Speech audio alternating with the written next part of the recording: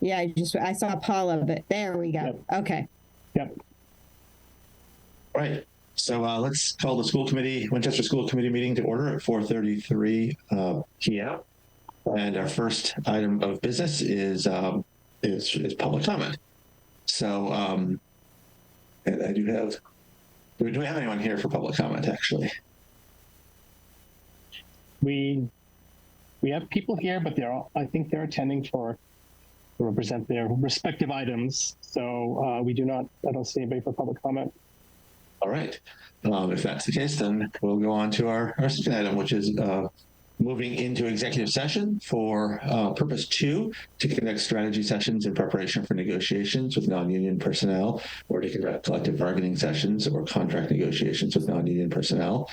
For purpose 6, to consider the lease or value of real property, because an open meeting may have a detrimental effect on the bargaining position of the committee. And purpose 3, to discuss strategy with respect to collective bargaining with the Winchester Education Association, as an open meeting may have a detrimental effect on the bargaining position of the committee. So moved. Thank you. Is there a second? Second. Then I'll do a roll call vote. Mr. Brady. Yes. Ms. Bolnese. Aye. Ms. Bergstrom. Yes. Mr. Nixon. Aye. And chair votes aye. So we are adjourned from here and into executive session, and we'll be back in, when we're done with that, but probably about a half hour. All right. See you on the other side.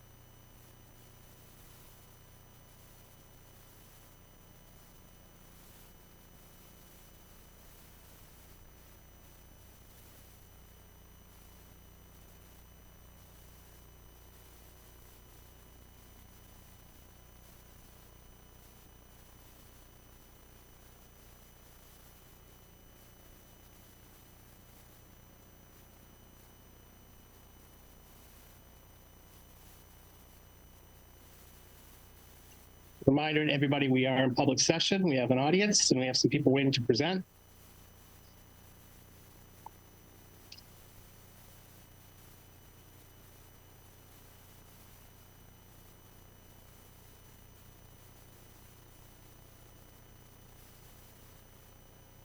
Are we live yet?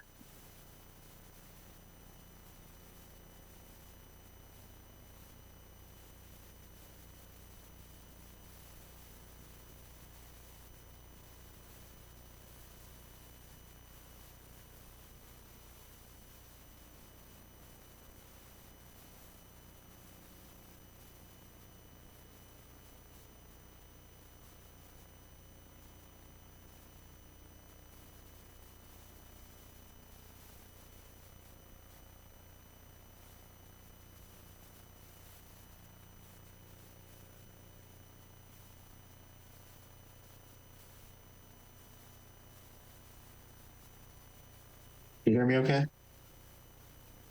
Yeah, We're good? I think we're good.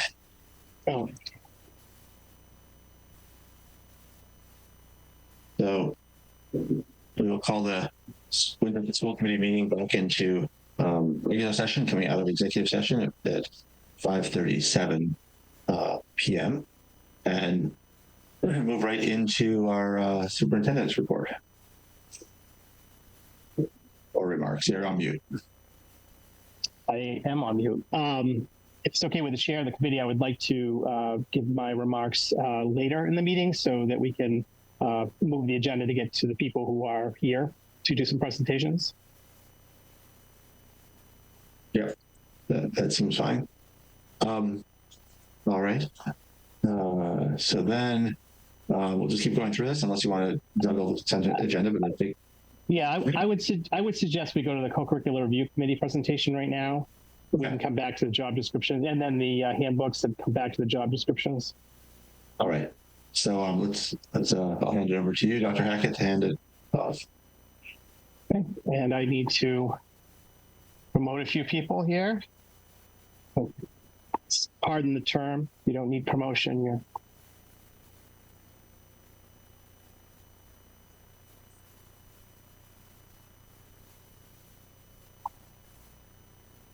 hopefully they're still with us. Yeah, I saw folks. We have Emmett with us. I think, yep, there's Chris. Emmett or Chris, is there anyone else that we need to promote? I believe that Sheeta was joining us as well. Okay.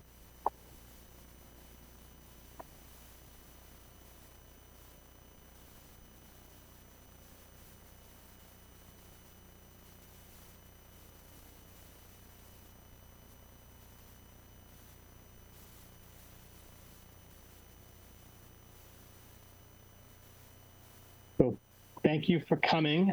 Oh, look at this, fancy. And who will be taking the lead on this? I'm going to start with the slides and then we'll open it up to the rest of the committee with questions, if that's okay. That'd be great. Do you want to introduce yourself? Sure. My name is Emmett Jorgensen. I'm an 8th grade special education teacher at McCall, and I'm also the faculty advisor for the McCall Queer Straight Alliance Club. We just want to start by thanking the school committee for your time and your attention and the opportunity to present this proposal. The co-curricular review committee has been working hard during the summer on this, and we look forward to hearing your questions and feedback. There are 6 members on the committee, 4 representatives from the high school and 2 representatives from McCall, including 2 administrators.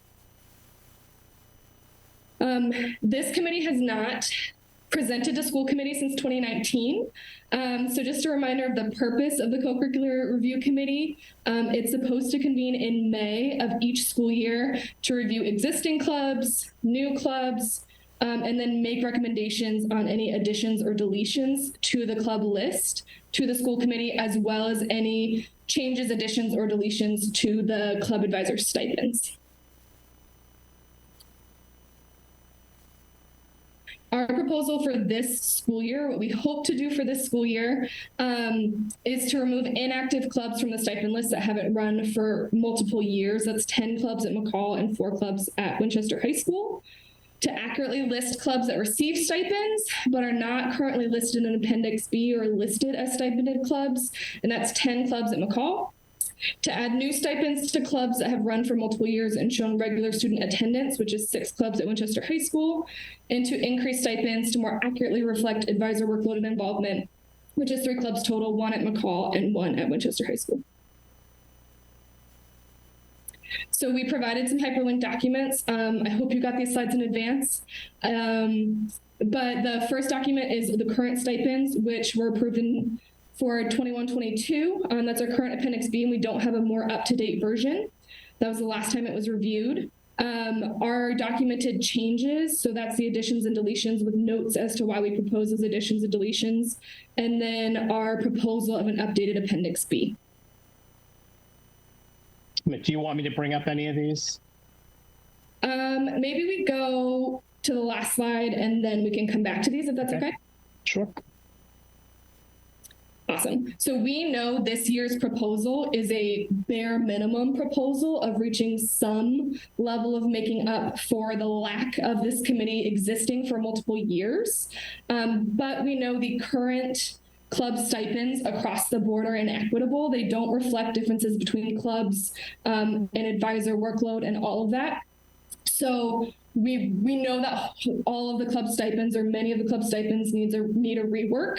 So our proposal for the committee moving forward to fix that inequity is this year collect club data from all club advisors, which includes meeting dates, attendance, events, and travel. We have club data from this past year, but there are some gaps in it from some advisors, and we want to make sure we have accurate and complete data. Developing new criteria to determine the stipend levels more equitably. We've started creating that criteria, and it includes number of meetings, meeting duration, supplemental meetings outside of regular club meetings, out-of-district travel, advisor preparation and supervision, and how many students are involved. And those would be weighted criteria based on what that means for the advisor and how that might reflect in their stipend. The goal is to finish that criteria and propose it to y'all in November of this year, and then apply that criteria at the regular committee meeting in May and propose the adjusted stipends that are more equitable based on that criteria in June. Frank, if you would mind going back to the middle document, which is the documented changes.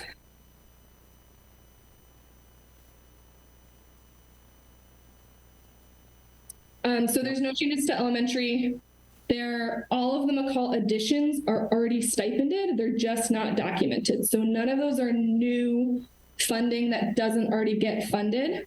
The only new funding is Anime Club currently gets a half-year stipend but meets full year. So it's doubling that stipend to reflect that it's a full year club. The red are deletions from clubs that no longer run and have not run since 2019. And then under Winchester High School, anything in green is a new proposal for new funding for stipends. But Winchester High School has not received new stipends in multiple years, while McCall has. So that's why Winchester has new stipend proposals, while McCall does not.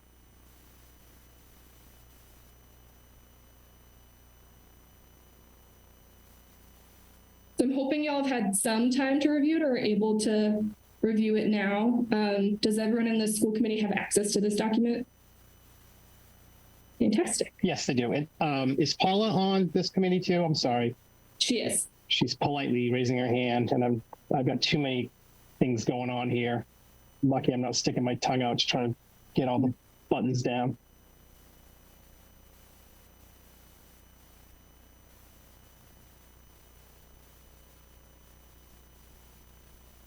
I am here and happy to answer any questions about the high school. I can't start my camera, and I apologize for that. But hopefully you can hear me. We can hear you. Great. Okay, so if anybody has any high school questions, I am happily here. Ms. Walnick? So class of 2023 would drop off of this? It would, yeah. So class of 2023 would go, and class of 2027 would come up. Yep. So it would, all of the classes would shift by a year. So class of 2024 would become the class of 2023 pay, and then shift, and then class of 2027 would slip in there. Great. I thought I saw like a relatively different range. Or Would that be consistent or for the different classes? yes, the Sorry, senior. I can't find the document. That's okay. The senior class advisors get a significantly larger stipend because there's a lot more for them to do senior year in terms of activities and prom and graduation and all of that planning. So it is a heavier workload and a larger stipend. Mr. Brady. I just want to thank the committee for all their work. It's really exciting to see this work being done. It's exciting to see new clubs being initiated and being recognized. And obviously there's the work of cleaning up because clubs don't go on forever. Sometimes student interests shift as they should, and we want to allocate our resources elsewhere. So I'm excited by all this, and I appreciate your ideas moving forward. I think that makes sense, and I'm just excited to see where we go next. So thank you all. Yeah, I think this was at least at the high school level. I can't vouch for elementary and middle school, but this was long overdue at the high school level. None of this work had been done, at least in my 7 years here. So we're ready to to do some of that cleanup, some of that addition, all that stuff. Great. Mr. Nixon. Thanks. Thank you all for this. So this is a helpful, I described this kind of brief presentation as a helpful heads up, and I appreciate all the backup information. In your remarks a moment ago, you used the word equitable, and I'm actually glad it's here on this slide as well. And that will be helpful for me to understand as you move towards recommendations in November, kind of what you're thinking, you and the others on the committee, what your thinking looks like, because certainly the stipends are not the same, but to a point Paula just made a moment ago, in some instances, the stipends are greater because it's a reflection of the greater amount of work. Mm-hmm. So I would love to know either really clearly when you come back to us in November, or maybe even a little in advance, kind of what you and the others on your committee are thinking about what does equitable mean to this committee in this frame. And what are the rubrics that you're using? I mean, I can think of some of them in my head, but I'm not going to say what they are because I want to hear it, from you guys. But yeah, I mean that's basically it. I'm eager to understand kind of what you're thinking as the drives what these recommendations will be. So the new criteria that we're basing it off of is what's in the second bullet on this slide. But just for an example. QSA's advisor stipend is around $1,300 and is around the same size, same mission, same involvement as the McCall Social Justice Club. And they receive about $700 more as an advisor stipend. And there's no knowledge of what the criteria was and who made that decision. So all of the criteria for the current stipends, we don't have documentation for. And when we look at the clubs side by side now, the differences in stipend amounts don't match the differences between clubs. So some clubs that do outside events, tournaments, competitions, travel are getting lower stipends than clubs that just meet weekly in school, and that's it. So the old criteria that was used, which we actually don't have access to at this point, doesn't match the current club advisor role. But we will definitely present that in more detail when we have the criteria complete. As Emmett alluded to kind of earlier in the presentation, that these are some things that we are beginning to brainstorm to try to begin to kind of look at clubs against each other, and then essentially part of our discussion, which we haven't fully had yet, but as part of our discussion is providing different weights to particular categories. And that'll be part of our presentation in November, is the criteria, the weights, and how and then how we're factoring those things in. And we've looked at some contracts from comparable districts that have either a criteria-based system in determining the stipends, and some have documentation that they ask all of the club advisors to complete in order to gather that data. So we've been looking at a few other districts in how they've gone about creating stipends for the different positions, and we've tried to find some that are comparable to the same positions that we, or the same kinds of clubs that we have in Winchester. Hey, So Chris, more I can't help but wonder if maybe one reason why some stipends are different is that, at least on the McCall side, I mean, when my oldest first came to McCall, I was surprised to learn how much the McCall Parents Association financially, supports all these extracurricular activities. I think when he's 22 years old now, but when he showed up in 6th grade, I think something like 75 or 80% of the funding for those extracurricular after-school activities was coming from parents. So, which is phenomenal. I mean, the support is great, but it from time to time, there has been a lot of sort of reflection and conversation around the school committee table about, what's our fundamental responsibility after the school bell rings? What should or shouldn't be in the budget? I presume that there may be some differences in stipends that simply are a reflection of a moment in time when there was a proposal and a parents association said, well, we can afford this, and it was deemed enough money to sort of get going. So I guess a question I might have, maybe this goes to Andrew Marin because he's with us tonight. It would be helpful when you visit with us again in November. I'm assuming you guys are coming back in November. Would just maybe have a clearer understanding about where is the money actually coming for these activities. Mr. Nixon, I'm going to interrupt for a sec. 'Cause a few years ago, a school committee rolled that into the budget for McCall. But it's That hasn't been paid for the parent association for a couple of years now. It's not clear to me that all of it is paid for by the budget at McCall. I confirmed that with Principal Lynn, and it is currently all Paid, yeah. Okay, so that's great. And is that the case at the high school?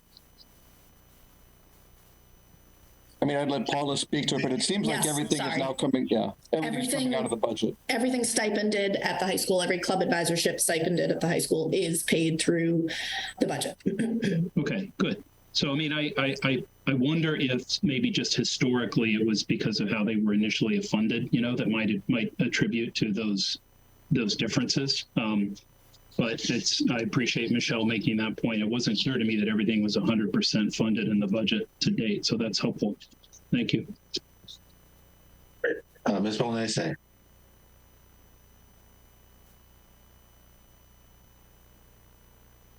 Oh, sorry. I was just wondering if students are interested in starting something, or maybe students come in and they're interested in some of the clubs that have gone away. Is their input also included? And would they have the option to be able to restart a club potentially?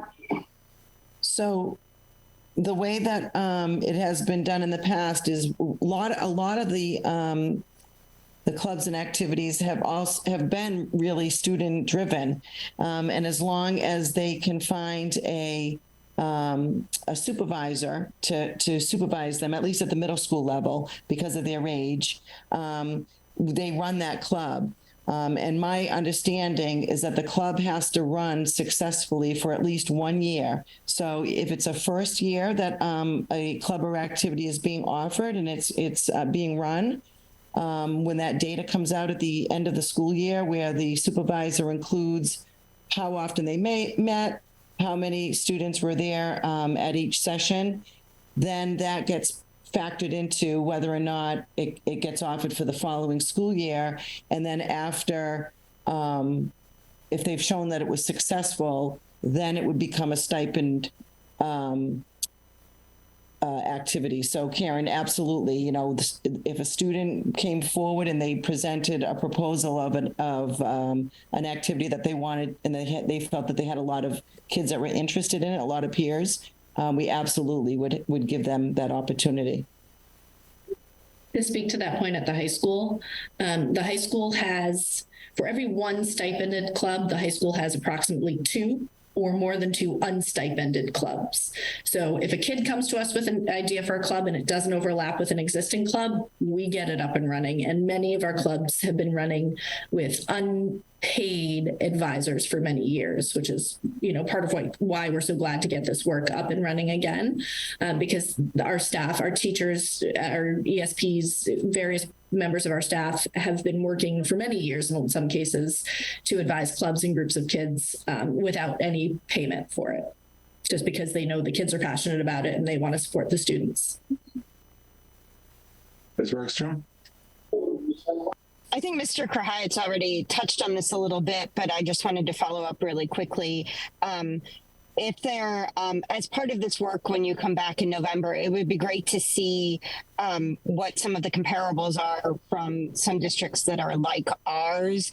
I know what was just stated that, sometimes there are clubs who have an easy time finding an advisor, perhaps those at the high school in particular. Those are ones that are already stipended, and then there are other clubs that often can struggle to find an advisor, and I'm wondering if compensation is perhaps part of that. So I want to make sure that whatever we do, we're comparable to the other districts, and making sure that in the models that we're using moving forward, we're fairly compensating people for that time too. So I really appreciate hearing that work's already going on, and just let you know that I completely support that.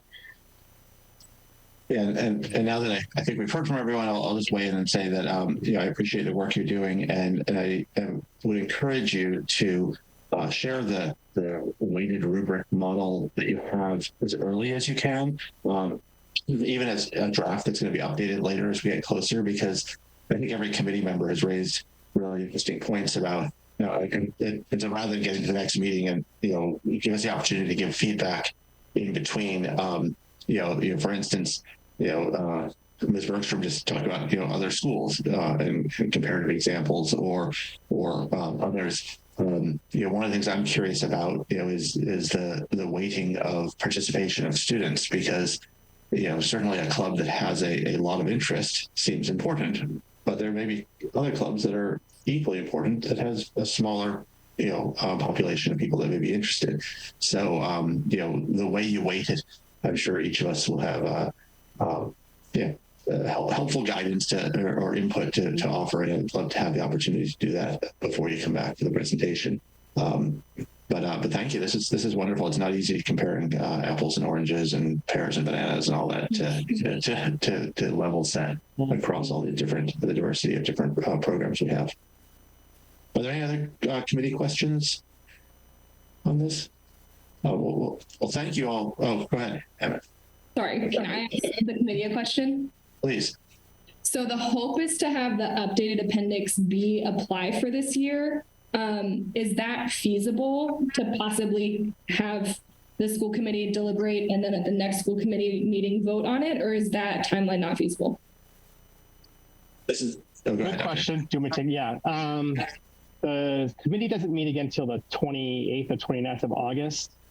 So they would have the opportunity to have that discussion. That's not to say we can't put it on the agenda in executive session, and they can discuss it, and maybe they would be comfortable taking action coming out, but we'd also have to kind of look at the financial impact of it as well before I'm sure the committee would be comfortable. But we do meet again.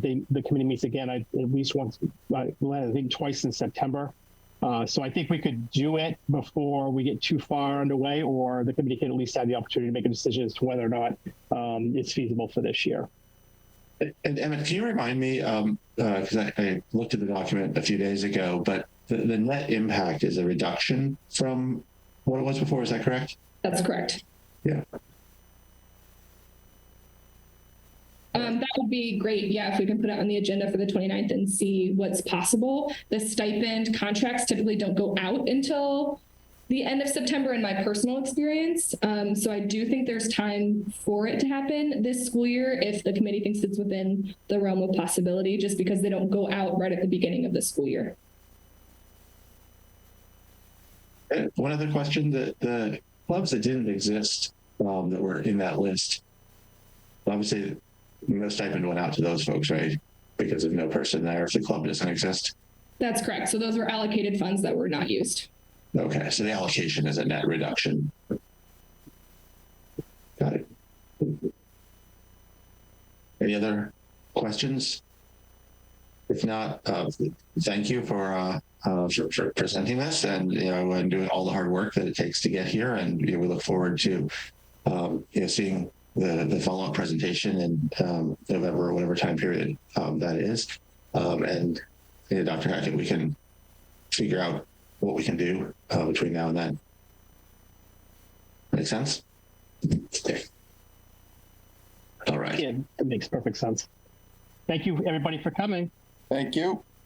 Thank If you. you want me to, I can put you back in the attendees and you can hang for the meeting. So just let me know. I'm presenting next again, Frank. Yes, you so are. Don't get rid of me. Nope, never. You get to stick around. So we'll All move right. on to. Well, thank you all, and we'll move on to consideration of approval of the 2023-24 student handbooks. And if I could just have a moment to transition here. Yes, and Ms. Lawrence, did you have a question? That's what you had.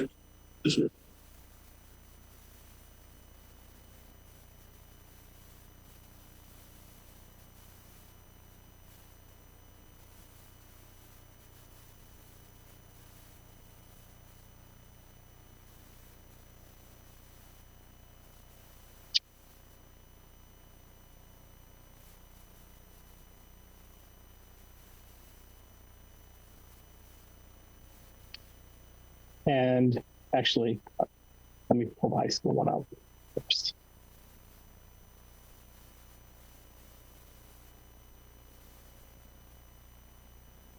Do you mind moving me back to attendee? Certainly. Hold a second.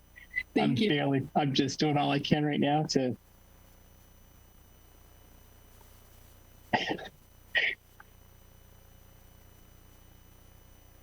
Charlie would be proud of you, Dr. Hackett. I was going to say, you got this. All right. Very proud of you. Starting to feel a lot of pressure.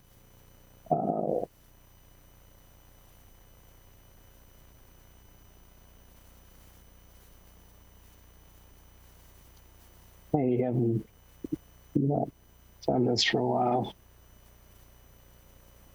I mean, I'm gonna remove you. I'm not sure if that puts you back in an attendee, but if it cuts you off, certainly feel free to hop back on. No worries. Thank you. All right. Okay. This is the best I can do.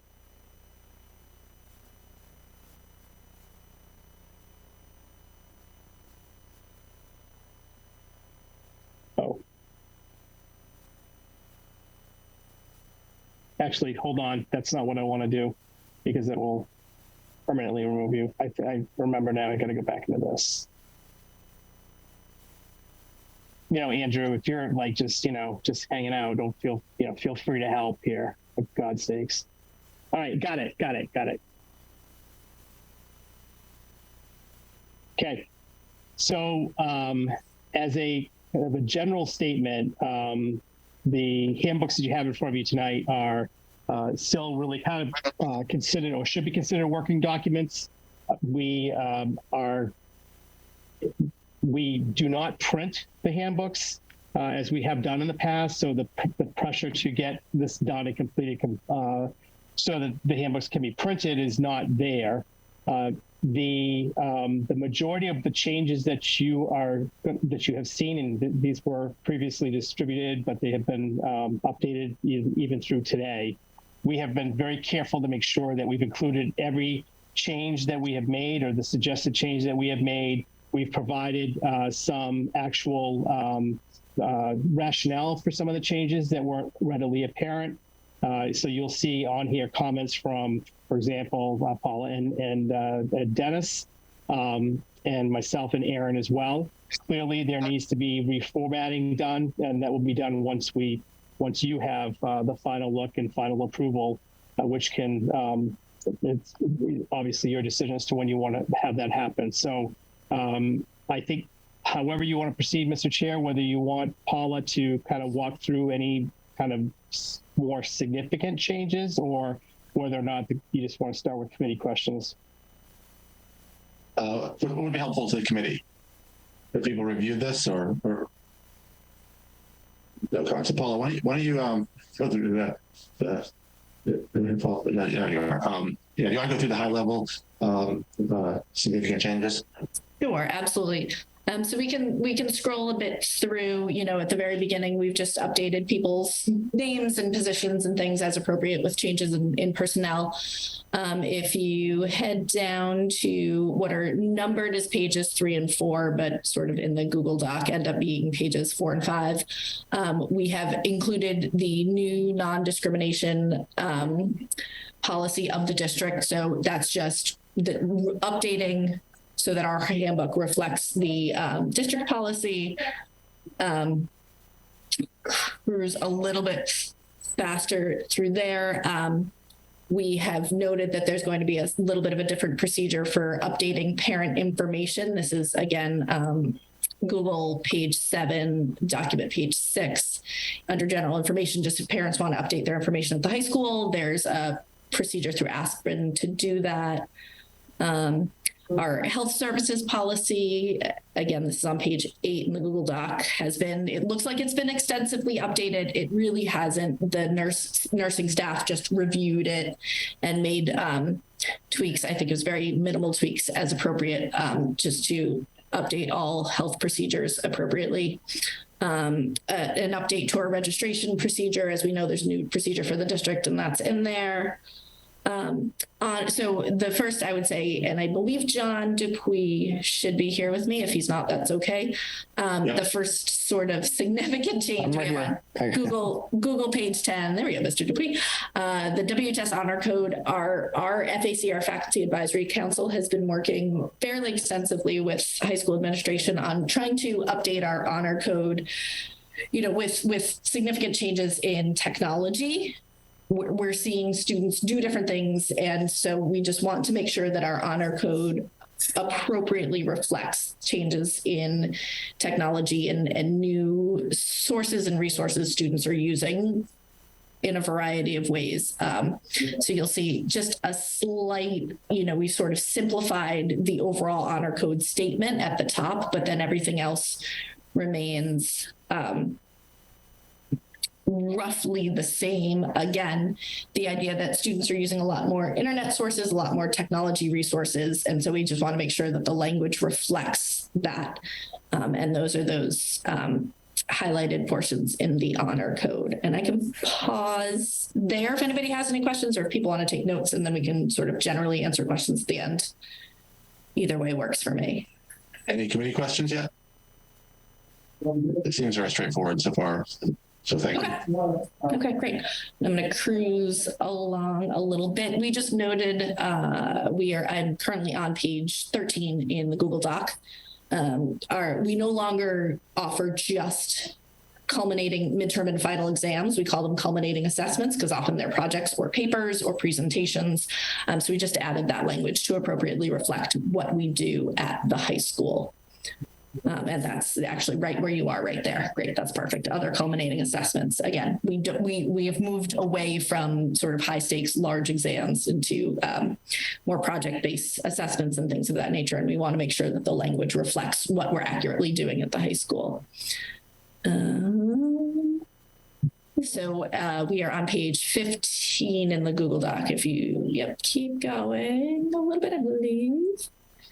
Yes, a slight revision to our language. We used to have something in the handbook that said that after 10 days of consecutive unexcused absences, students would be unenrolled from school. That is not something that we do. We are going to have a slightly different procedure where there will be a meeting after only 5 days to bring the family in, bring the student in, and endeavor to re-engage them with school and with their education.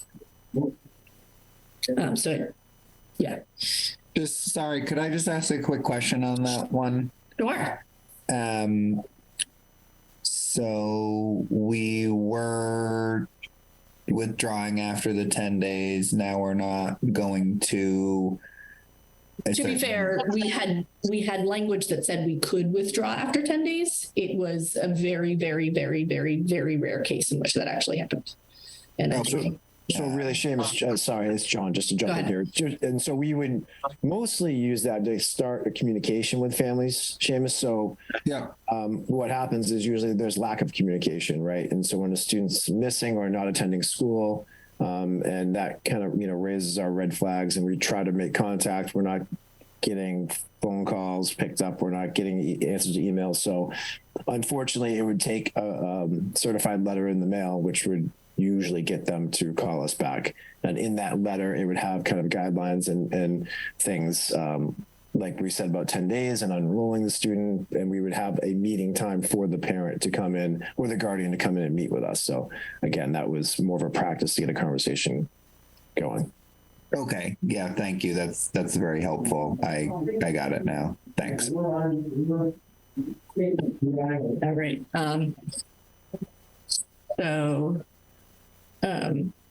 Continue on, a slight change to the tardy, I'll call them consequences. We don't love that word, but the tardy procedure, just to more accurately reflect Anna Paradise, who's not joining us on the call, who isn't on the call, but who has done an incredible amount of work working with our tardy students and our sort of frequently tardy students to get them to attend school on time and to sort of re-engage better that way. The procedure that she used this past year, which was wildly successful, what's in the handbook now reflects what we were doing this past year. So it's really just meetings with parents, meetings with the students, working to re-engage them.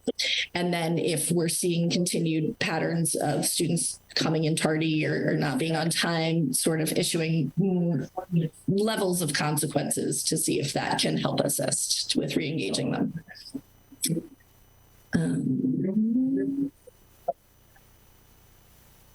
Slight update to our cutting classes. I see, Karen, you have a hand up. I will get to you in 1 second. Slight update to our cutting classes.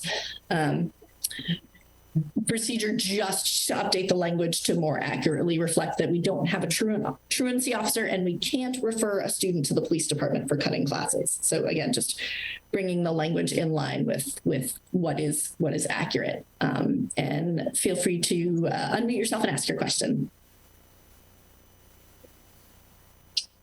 Thanks. I just had a question back on page 16. Sure. And this just might be because I just don't know this. But under the CP credit, why is it that an A is a 3.7, but like a B is a 3.0, a C is a 2.0? Why wouldn't an A just be a straight 4.0? I'm going to be totally honest, that part of the document way predates me, and I don't know that I could answer that. I don't know. That is the document as it has existed. I believe it puts us in line with other schools and other GPAs, but I couldn't speak to that at this moment. Yeah, I mean, if that's the case, it just seemed like it would be a little demotivating if you're in a CP class and you get an A and you get a 3.7 instead of. I think it'd be a good question for Paula and I to research and maybe touch base with guidance office, who might have a little bit more history than we do when it comes to this. They would certainly know way better than we would, for sure. That sounds great. Yeah, just wondering. Thank you. Nope, I've made a note. We'll bring it back to them. All right. I think we go ahead to a couple of small notes on page 20, just adding Anna, the Dean of Student Life, into our document, noting that Parent Square is now a method of communication that we use. Putting in the correct date for our back to school night. It's really a minor change. Okay, more significant change. If we go to page 23 in the 23 or on the Google Doc, page 24. We have a different, Paula, just so you know. I know. So the number. Because when you guys do like the 3-point font, it's just really hard on old eyes like so mine. We're looking for the SIG. Oh, there we go. That's it. That's where I was headed. The students in good standing. This also comes out of work that our Faculty Advisory Committee, did with administration. This past year, we have always had students in good standing as as something for our juniors and seniors. Juniors and seniors have the ability to leave campus for lunch. Seniors have the ability to have open ends in their schedule, and always with the premise that if they were not a student in good standing, we could remove those privileges. What we've done is more formalize and more completely describe what that looks like and how those privileges could be lost, not just for 10th and 11th graders, but for 9th and 10th graders. We've also, since the incorporation of the WIN block, WIN has become part of the student in good standing privileges, the ability to choose where you go versus WIN, and choose where you go during WIN versus being assigned to go someplace during WIN. So again, we've just sort of clearly delineated how all of that works, just making the handbook reflect some of the processes and procedures that we've started to work to put in place.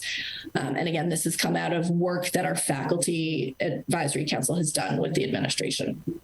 Hey, Paula, while we're on SIGs, this is a really minor nit. Back on tardiness to school, it talked about removal of SIGs, but we hadn't defined what SIGs were yet. So you might define it there, and put all caps because the S is lowercase there. Sure. I Google searched the document to find what SIGs were earlier on.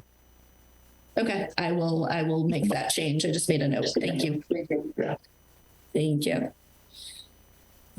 Mr. Brady has a question. Sure.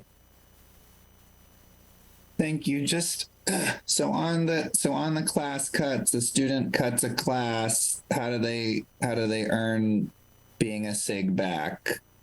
It wouldn't. They wouldn't lose SIGs from just one cut class. It would have to be sort of a pattern of behaviors. It wouldn't. You don't lose SIGs from just cutting one class. But if we note a pattern of continued cuttings or a pattern of continued tardies, or a pattern of leaving campus when you're not supposed to, those things can result in the removal of SIGs. I appreciate that. It's up to you if you want to clarify that or not. As I read it, I would be like, oh wow, if my student cuts class once, they're not going to be the captain of their team anymore. Yeah, I will work to tighten up some of that language. Not that anyone should be cutting class. Not that anybody should be cutting class anyway. That's right. I will say the area I saw it was after 10 or more unexcused tardies, but Mr. Brady does raise the question is if there is a possibility for them to be returned upon good behavior, which I imagine there is. Yes. Yep. Maybe it doesn't need to be stated in here, but that's helpful. Yeah.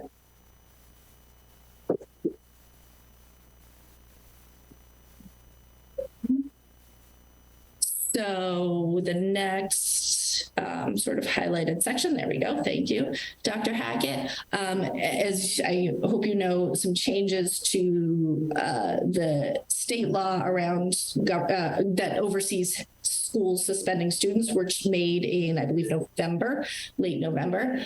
And so we have just updated the suspension policy in our handbook to more accurately reflect the changes to the state law. So that's fairly straightforward.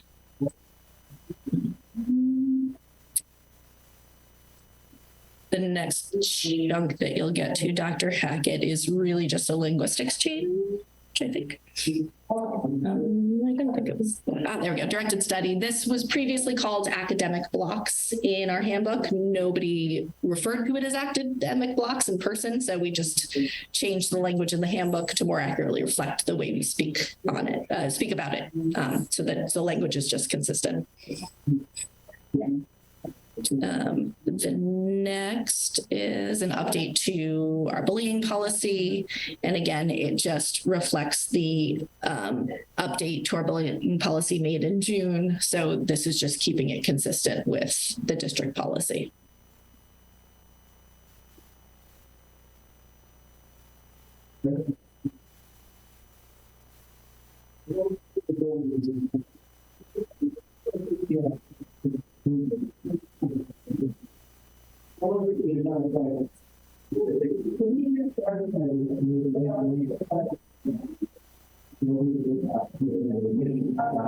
Again, a quick update, again, as related to the law around suspension, just more accurately reflecting the new law. But Right.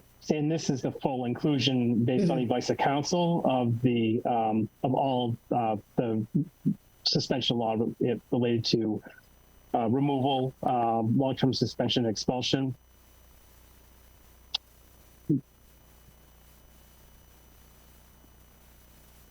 And I believe that's it. and I think that's our last update. John and I are happy to answer any additional questions, but that sort of takes you through the overall changes. Mr. Nixon. Thanks, Tom. Thank you, Paul.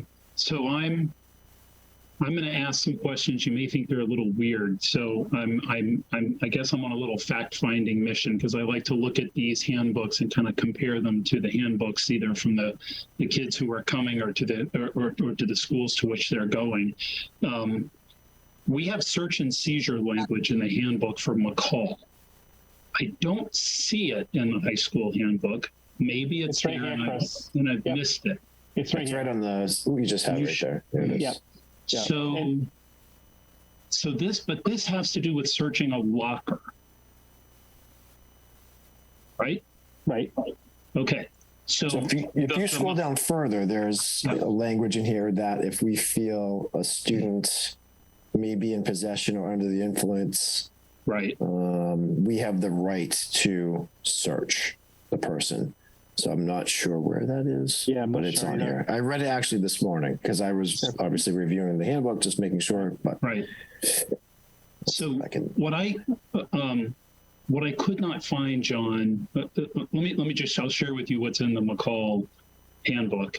A student may be, there's a whole section on this, and it actually comes right under lockers, but it says a student, all right, the person may be searched if school officials have reasonable grounds for suspecting.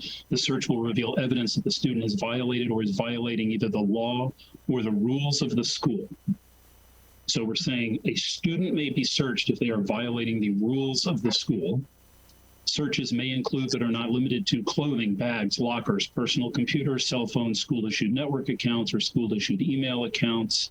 And then there's detail there about who members of the administrative team are responsible for conducting searches. Evidence will be held. A warrant is not required. I don't see language like that. If it's there, you're going to tell me where it is, John. I didn't see language like this in the high school handbook. Am I right? You're correct. So it's very general. I don't think we're not. It's our Okay. language is not as specific as McCall's. And so You're onto something here. Yeah. I'm not raising this because I think you and Paula are wrong, but this is a teaser because when we get to the McCall handbook, I did want to raise this because I see this as, 12, 13, 14-year-old kids at McCall being sort of subject to language that's in the handbook. By the way, I don't think this is new. It's been there for a while. I haven't sort of seized on this distinction. And then we have different language at the high school that I'm actually more comfortable with. So it's really, it's a question best put to administration. Is there a reason why the language is not the same? Should it be the same? Shouldn't it be the same? And we can get into like what the words, mean when we get into the McCall piece with James. But when I zoom up to a higher level, I'm feeling sort of uncomfortable because this feels like there's some strong language in the McCall handbook. I'm not sure what the rules of the school are. I mean, someone might suggest, well, it's the handbook. So if a student is suspected of violating something in the handbook, they could be searched. And that certainly wouldn't be my intention as somebody who has to vote on this, which is why I feel like the language in the high school book is so much more comfortable to me because I think it's clearer, John, about what it's trying to address. So I would button that up and maybe throw that to Frank. Sure. It's actually. I was going to say, Go ahead, John. in the legal issues section, it talks about searching persons' clothing, handbag, knapsack, bags, automobiles, etc. Mhm. It may just be a different Right, Can I just make a but general statement? my Yep. point, Tom, is that the language is different. It's not the same. I could make a general statement. This is year 2 of a project that we at central office and our administrators have been trying to work on, and we've made pretty significant changes to the handbooks in terms of just formatting in some cases. What we really try to do this year, and that was a really good catch, Chris, so we need to go back and take another look at that, is to do just what you said, and that is standardize on the language. It becomes a little bit of a rub when we're talking about having by statute to have the suspension expulsion language in every handbook. And how do you word that in an elementary handbook? It doesn't word well. It's not like elementary students are going to go through and read that language and understand it. But the problem is that we have to have it in by statute. So every time we do not use the actual school committee adopted policy in these handbooks, we're opening ourselves up to the potential that there's going to be a conflict or a misunderstanding from a parent who then comes back and says to us, well, wait a minute, your language here said this, but now you're telling me your policy said this. The policy always supersedes the handbook, as you know. And in fact, this year we added a disclaimer at the front end of the book, just to say basically that which is on page 3 of what the copy that you have in yellow, the adopted policies and procedures of the Winchester School Committee and the school department shall supersede all statements and information provided within this document should language be in conflict. So I do appreciate you finding the conflict. We'll go back and deal with that because we really are trying to get as tight on all these handbooks with the same language as much as possible, with the next exercise being trying to get some kind of generally similar table of contents in terms of when things come in these handbooks. And I think it's just been a function of the fact that the schools have had, they've had a lot of autonomy, I think, over the years, and a lot of has been put on the principals in terms of putting these handbooks together. Obviously, central office, the superintendent review, and school committee review, but I don't think they've been really looked at purposely, intentionally this way in terms of really trying to bring the language together. Right. I appreciate that. And so, I again, just sort of for the record, I feel like I'm more comfortable. The language that we have in the high school draft feels appropriate to me, doesn't feel unnecessarily sort of intrusive to me. There's an appropriateness to that language, I guess is the only way I can say it. And I don't have that feeling about the language in the McCall handbook, aside from the fact they're different. Right. And so one question is, should they be the same? And if not, where are they different and why? I just think we as a committee need to be clear about, intentional, right? About if it's different, why is it different, and be able to understand that.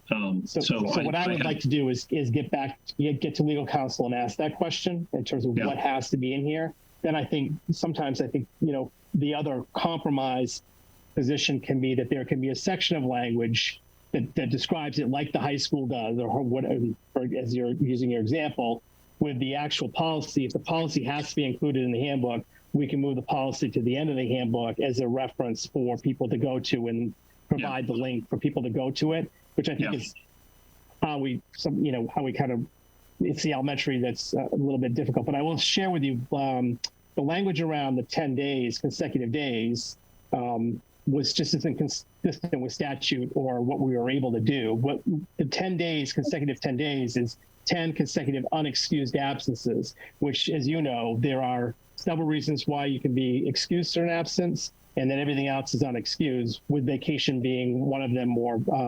So we just broadened that out because it was to just make it consistent with how we really do need to think about it and apply it. Right. Okay.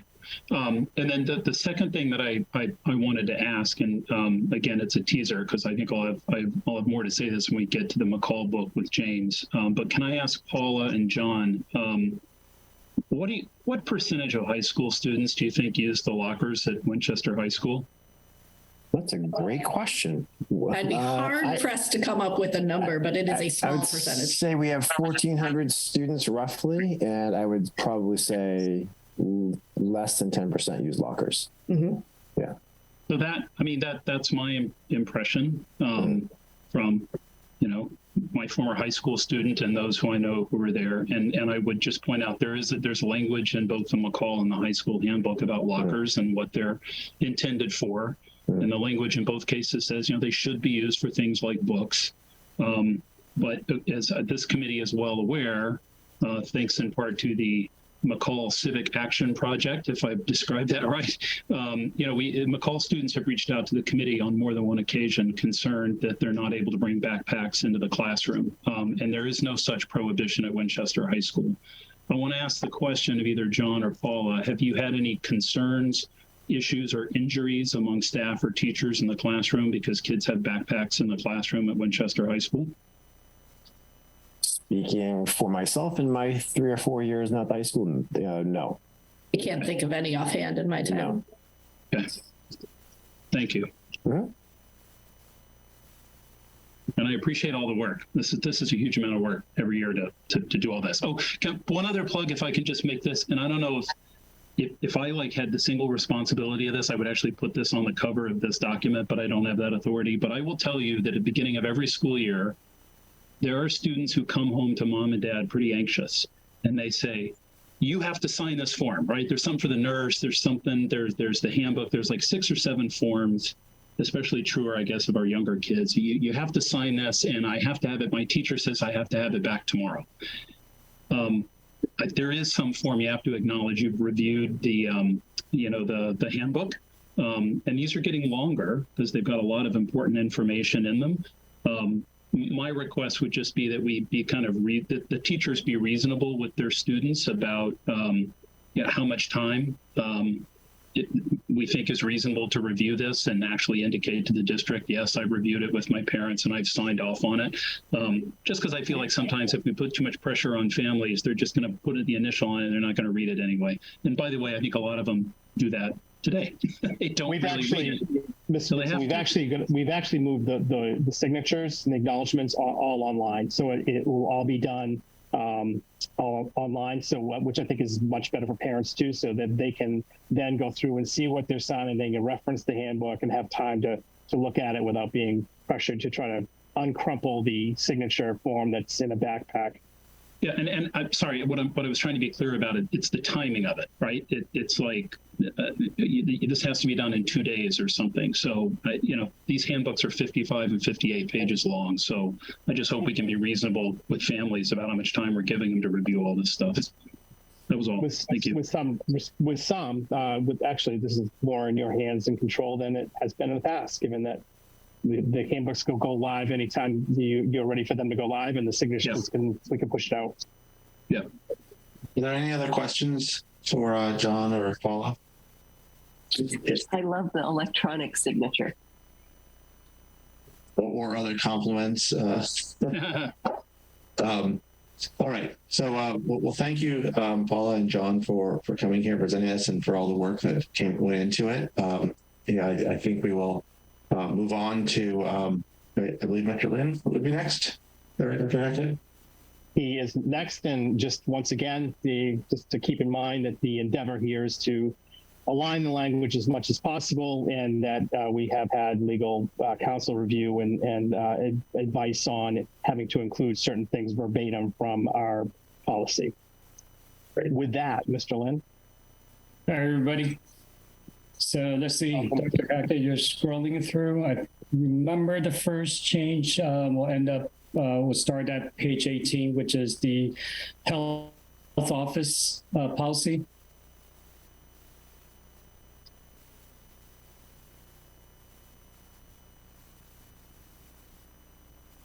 Oh, yeah. So this is an example here.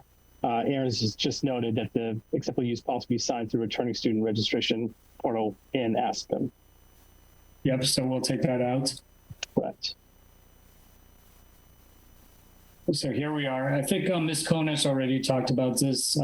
This is not really a change. This is just making sure that all the relevant policies are actually included here. So the first part, health office, student illness, medication administrations, those are not new. It's just making sure that they're formatted correctly. Same thing with new students. If you scroll down a little bit, Dr. Hackett, the next part is about the life-threatening allergies and also injuries. And those are all part of the district policy, which is our nurse leader, our newly appointed nurse leader, just added in there to make sure that we're consistent across from K through 12.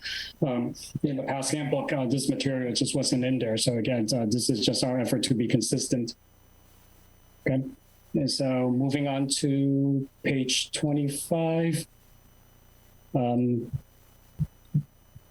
So this is about the 10-day absence. Ms. Conis talked about this already, that in the past, we used to unenroll, withdraw the students if they're absent for 10 or more days, and then re-enroll them again. So this is a change in practice. And there's not much for me to add to it. Again, this is just to be consistent with our new practice in terms of how to respond to students that hasn't been in school for unexcused reasons for more than 10 days. And James, I just remember a conversation you and I had about this. I think you have maybe the best example when a family or parent moves for an extended period of time back to their own country, or to spend time with family or whatever. That was when we were kind of running into this 10-day thing. And that would be a good example of when it would be appropriate to unenroll after having communication with the family. Right. Yeah, most of the times when this happens, it's really two things. When families are traveling long distance to visit families abroad, like Australia or India. And so it's not something that they can do in just a weekend. And so this is when it kicks in. The other is when students are enrolled into what we call ski school. And so they're gone for multiple months. And Dr. Hackett and I have conversations about that. In those situations, they will be, they're technically enrolled in other school. And so it makes sense for us to enroll those students at that time. Okay. And I think moving on to page 30, and this is really the only one that is a new policy that we're introducing this year in the handbook, which is about the standard-based grading. I think it's at page 30, I believe. Yep, right down there.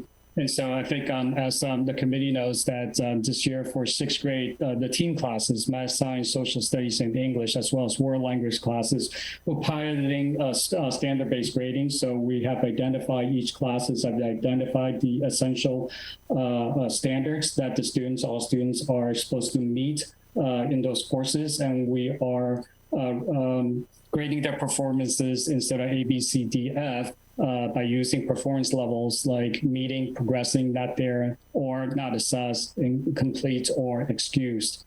So this is just to note that there is this change that because we're piloting the system for this year for those classes. Okay, so moving on to page 45, which really heads on to 41 and 45. Sorry about that. Again, Ms. Conis talked about this. This is really just to make sure that our bullying policy and our hazing policies are included in our handbook. The bullying policy was in our previous handbook, but we just want to make sure we update it to reflect the updated bullying policy. The hazing policy wasn't in the handbook, and we believe that it is important to make sure that it is in there. It used to be just in the district policy, and now we're making sure that it is in the handbook. In fact, actually required. Yep. Thank you. And then heading on to, I think, page 52. And again, something that the high school already talked about with the change to the state suspension law.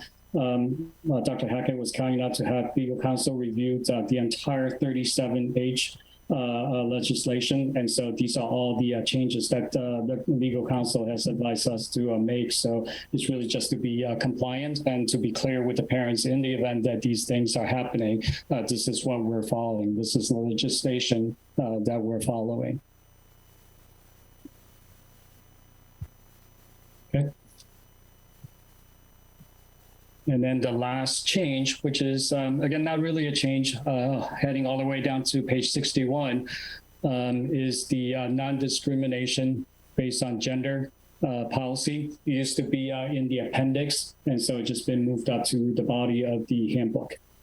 There was a slight change to this and a couple of the other policies when we went through the Title IX policy review, and so this changed slightly.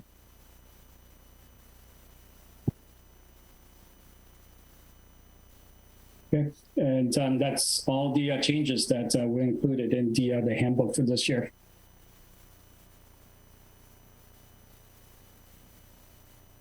Sure. Oh, Mr. Nixon. Okay, so James is going to know what I'm about to ask about because it's backpacks and lockers.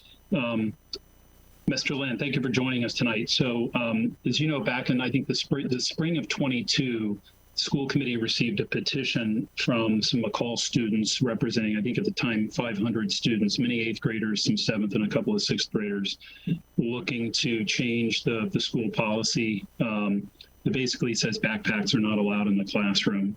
And at that time, I believe you had indicated that it was very shortly after COVID was over, and we had a lot of students who just not only were not used to lockers, they weren't used to being in a school building, which I agree with 100%. And I think the information that you had shared with the committee through our chair at the time, that was Karen, was that you wanted to give the students some time to live with these lockers, revisit it in the spring, and if the students still felt strongly about it, bring it to a school council meeting, then have that conversation. And I think both you and Karen really did a nice job of kind of outlining that process about how we can address policy or handbooks and so forth. I'm wondering can you share with us, and I apologize if you've done this before, because if you did, I guess I forgot it, but I'd like to understand what conversation did or didn't take place with the school council. Mr. Brady has certainly shared with us not that long ago. I think he did follow up with some of those students who had written the petition, so that was great. I have to confess, I did not know at the time, though, that this was kind of tied to that student civic action kind of project. I came to that understanding only this past school year. But I'm also aware that there's been yet another sort of bolus of students who have expressed interest in being able to have backpacks in the classroom. So I'm trying to figure out, does the issue just kind of keep coming back? Is it like a yo-yo, or kind of what's going on in terms of the conversation? Yeah, can I just throw it to you to maybe talk a little bit about that? Because the handbook, still is pretty clear. Backpacks or roller bags are not allowed in the classroom. And I'd like to understand why that is, but you've had some conversations in the school building that maybe we're not all sort of familiar with. Yeah, first of all, it wasn't part of the Civics Action Project, so the petition did not come out of that. The petition, I think, came out around the same time, but it wasn't part of the Student Civics Action Project. And your memory was correct. This came out right after the time that we decided to have the students go back to the handbook policy, which is stored that belongs in the lockers. We suspended that rule for COVID because we did not want students to be congregating in the hallway because we're attempting to social distance. Right. And so after the petition came out, I think Dr. Hackett and I think Karen was part of that conversation as well. We decided to follow the process. Typically, if there is a handbook policy that needs to be changed, especially something that's at the building level, we bring it up to the school council. Now, the school council doesn't determine policy. So what we discussed at the school council was to vote on whether this is something that we want to bring forth to the school committee for a vote, because ultimately the school committee decide whether a policy should be added or be revised. And I remember at that school council meeting, we invited student representatives to present their case. And we also have teachers there as well, and ultimately voted that it is important that the students should keep their belongings in the lockers, because many of our staff members feel very, very strongly about that. It was not just a hallway congestion issue that you had talked about prior to that, but it's also about the fact that students are very much tied to their cell phones, and that was an issue with the teachers in terms of trying to make sure that the students are attending to the lessons and using devices when they're supposed to. It was just very difficult for the teachers and staff to help students to not bring their cell phones with them the entire day if their backpacks there. Unfortunately, some students are very tempted to have their phones with them the entire day. And if they have their backpacks, then that's where they can store it and hide it from the teachers, which creates a lot of disruption to teaching and both teaching and learning. And so at that school council, we voted that the policy should stay where it is, and we voted not to bring it forward to the school council. The school committee for a vote to revise that particular policy. I think also around that time, I think shortly after, Mr. Brady was kind enough to meet with the students who started the petition, and he was kind enough to talk them through that this is something that the school committee was very much willing to listen to what their voices are, but the school committee supports the process that we typically follow when anyone, whether students or staff, wants handbook policy changes. And this is the process we go through, which is to go through the school council first and the school committee. Has there been students complaining about the locker policy? Not that I'm aware of. I'm sure that there are students that will complain about this and that, but certainly to the extent of a lot of students filing a petition, that is not something that I'm aware of. One thing I do remember also coming out of that school council meeting was many of the complaints that the students had about lockers. It's really about the fact they're not used to it. But one thing that we did address was some of the students talked about the fact that it is embarrassing that they don't have a place to store something personal like hygiene products. And we're talking about the fact that since at the beginning of last school year, okay, that we're now going to put period products in the bathroom for them to have to carry period products around in there with them the entire day just becomes unnecessary because those products are available now in all the bathrooms. So I appreciate all of that. I thought I had heard at some point that concerns around backpacks in the classroom might have been rooted in a safety issue or perception of a safety issue, but it sounds like it is maybe largely about student distraction and devices. I mean, it can be other things. That sounds like that's a big part of it, right? No, the safety issue is part of it. Certainly, I don't believe I have anybody that needed to visit the nurses because of that, but multiple teachers have talked about the fact they tripped over the students' belongings because some of our educational spaces are quite small. And so many teachers have actually talked about that. They are worried about the fact that when students bring their backpacks, we don't have classrooms. Now, some classrooms are quite spacious, but others are not. So some teachers said that when we work in this environment, that it is very difficult for us to navigate around, especially classes that has multiple staff members that need to provide support. And so we have students, faculty members walking around and tripping over backpacks. And yes, some faculties did talk about that it is much more difficult to navigate through our hallways and get bumped into by students because of the backpack. And so they have talked about that as a safety concern. Now, is it to the extent that we need to call ambulances or that nurses need to treat them? Not that I'm aware of, but that was something that was brought up.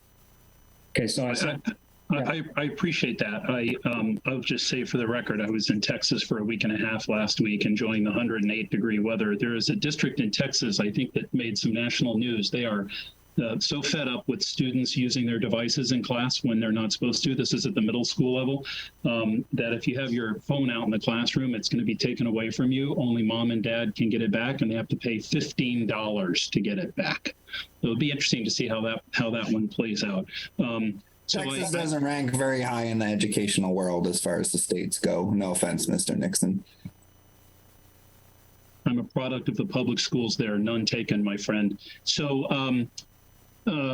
I raised this issue. For I guess for some obvious reasons, and McCall is a large, sprawling building. So this idea of you have everything has to be in your locker. That works if you've got classes near your locker. I'm sure there are many reasons why high school kids don't use their lockers, but the high school is another big, sprawling building, and I'm sure that there just may be an inconvenience factor for that. This is something I do sort of continue to struggle with. If there are some kids that it's easier for them to have a backpack, I'd like to think that we could, let them do that. But clearly there has been some good conversation. I'm glad to know it did go back to the student council, and there's been some conversation and thought around it. My expectation is this issue may, come up again. And, I think the committee should just sort of be aware of it. I got a lot of positive feedback, I think like you did, James, during COVID, on the backside of COVID, when kids were able to use their backpacks. And I, on a personal level, I wish that they could, but, I appreciate all the conversations you've had. And I think it's important for us to at least talk about it for a moment here tonight, so we understand kind of what some of the issues are behind keeping it the way it is, and to also be clear that those conversations have taken place at the school council with student input. Thank you. All right. Any other questions for Mr. Lynn? All right. Well, thank you, Mr. Lynn. Clearly, a lot of work has gone into this, and I thank you for educating us around the process for the backpack policy. I think with that, thank you, and I think we have one more set of handbooks. Thank you, James. You're welcome to stay, as always. Do we have someone who's presenting? That would be me. Hate to disappoint you. Never disappoint me. It's what you're stuck with. Hey, well, you have pictures on yours, so should be good. So I just, general statement, first of all, thank you to the elementary principals who have, for many years, I believe, have worked hard to coordinate together, have gone over this, and have had a chance to look at this. This particular handbook does include quite a bit of addition, specifically in and around the things we've already talked about, which are policies that really are required by statute to be in the handbook or advised by council to be in the handbook. I think we still have a little bit of work to do just in terms of how we line those up in this handbook, because some of them, as they are added, may not fit exactly where or be the most convenient in terms of trying to actually read the handbook. But those are really the most significant changes, and they're changes really that are supported or actually word for word adoption of your policies that you have in place. So as you already heard, this was an update to just based on the Title IX policy that was put in place, and I believe it was we took everything that had to do with sexual harassment out of policies that were not Title IX related, and we brought those into Title IX. And then, not to go through every single page, but you can see some of the updates, just personnel. This makes the language consistent with what's happening in at the middle school and the high school, going back to our earlier conversation about really trying to standardize on certain language. This is right out of the statute, what's excused absences. And then also the addition of dealing with the 10 consecutive days, as opposed to having anything in here really about family vacations. And then generally just some other informational kinds of updates overall. We had to make some adjustments in here too, because of the start and end time of Lynch at Parkhurst. So we tried to take references. We had to take references that were specific to actual time to some of these, and just give a range. But other than that, I don't think there's anything substantial. We will be working, and you're going to hear just a brief comment tonight about a program that we are looking at for our safety protocol. in terms of just a common language, and we will rework this section based on that. It's mainly language based, definitional based, and this will also be reviewed by a group of people next week or the week after that we bring together with police and fire and IMT people. So I'm happy to answer any questions that you might have.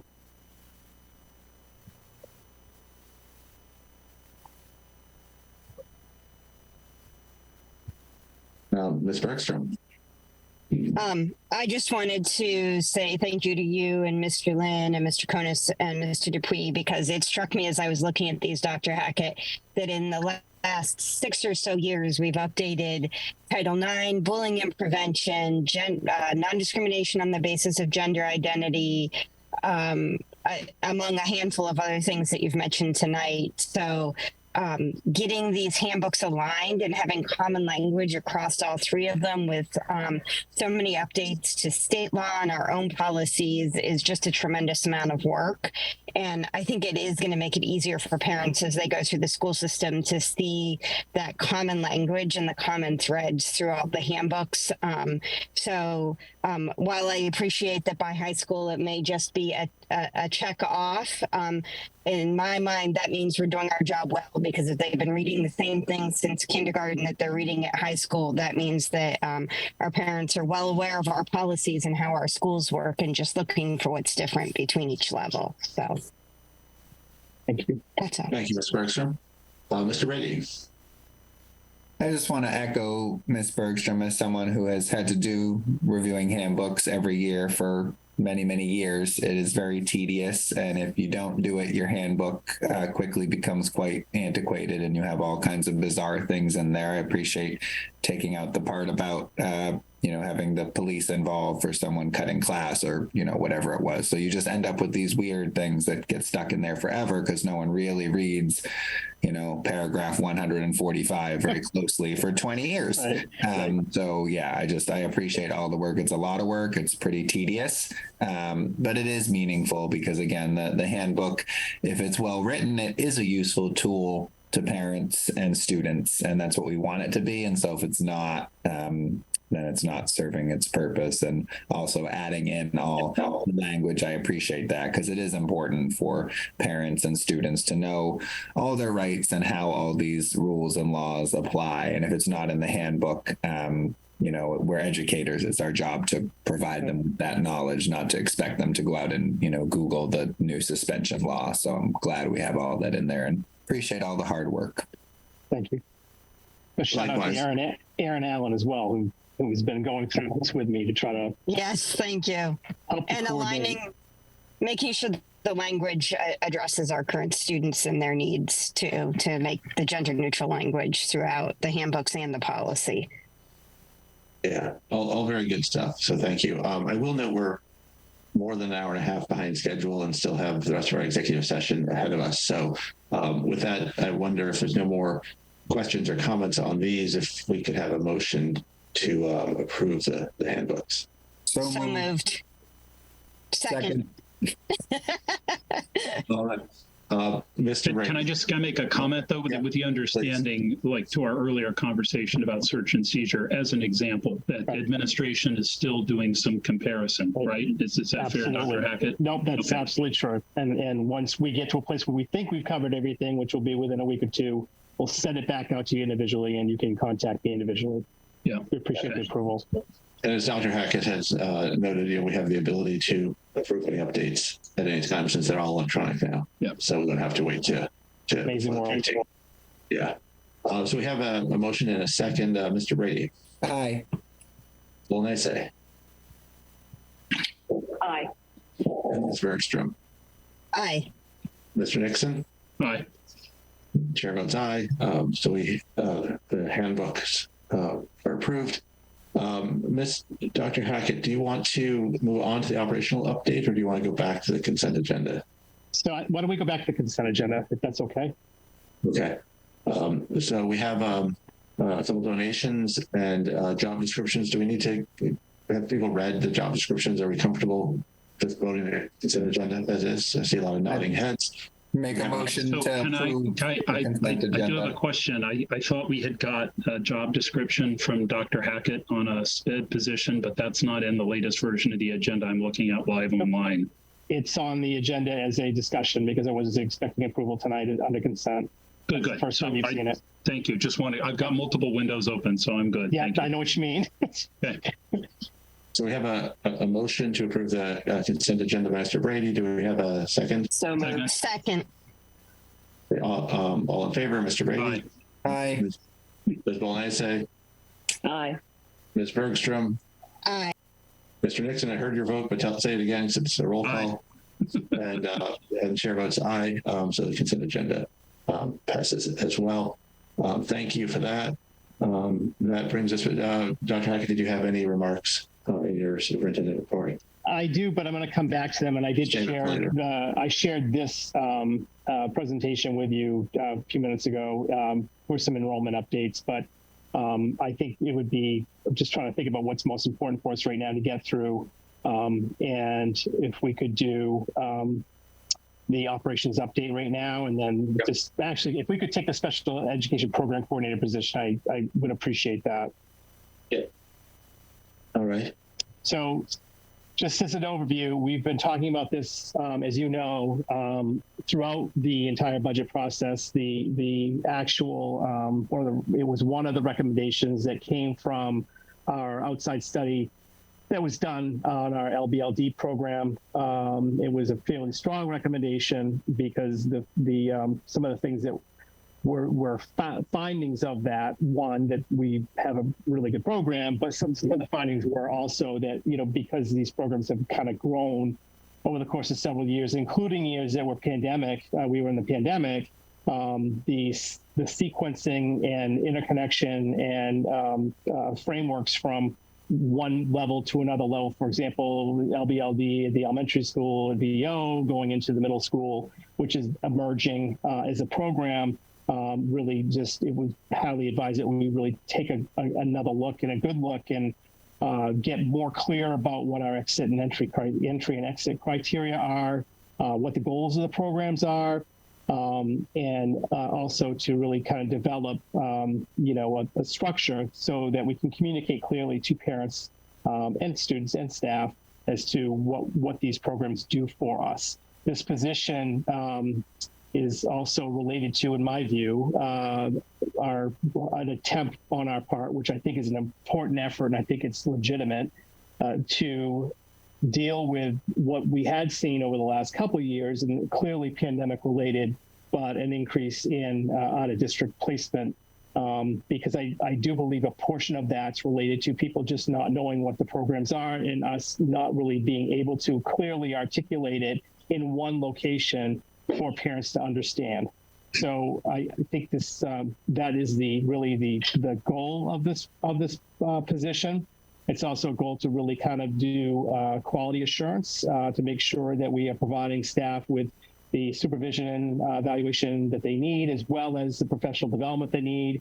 It'll also be a position that will be in the schools and be able to see what's happening with that kind of a focus, which, as you know, is difficult even with the director of special education, because there are so many of the responsibilities that what doesn't get focused on sometimes really doesn't get done or it gets missed.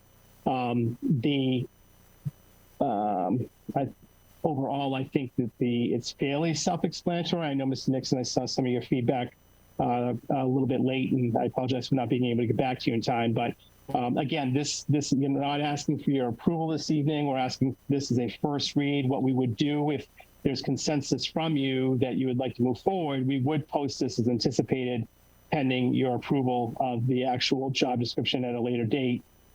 This would be a part of Unit D. It is essentially a SPED supervisor position. It would cover, our focus would be on grades K through 6 to start. We left it open with the idea that we didn't want to exclude potential high school support, but we do know that the real focus that we need to, where we really need to focus is the elementary level for continuity of programming. This would be ESSER funded for next fiscal year.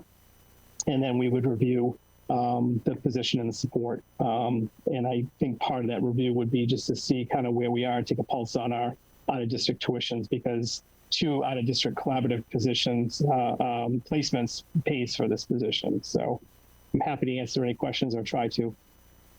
Mr. Brady? First off, I appreciate this. I'm excited about the position, especially funding it with ESSER. I think that's a great use of ESSER and an impactful way to have a really nice impact on our students. Just a note, I'm sorry I didn't catch this already. For the certification, the certification's called Special Education Administrator. So that's just what the DESE certification is called. I have it. It's not called what you have written there. So small note. Mr. Nixon? Thank you. Thank you, Tom. Yeah, so as Dr. Hackett just mentioned, I sent in I had some, first of all, 100% support this position. So let's say that off the bat. I did have some feedback that I shared with administration and the chair this morning. I feel like this document, just as a document, again, totally support the position.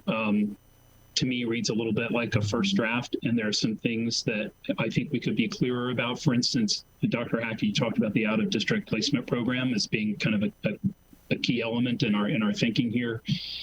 Is that something maybe that could be described? Do you see this position actually having hiring authority? So I did see that question. So this position, as it says at the bottom, reports directly to the special education supervisor. So from the standpoint of hiring authority, they would be part of the hiring process, just like a principal's part of the hiring process. That goes through HR. It would go through, in this case, it would need to have the approval of the special education director, because supervisors are not, they're not authorized to hire. They're positioned by default, by statute, isn't a hiring authority. So that would have to come from the director of special education or from the superintendent in collaboration with the principals. Period.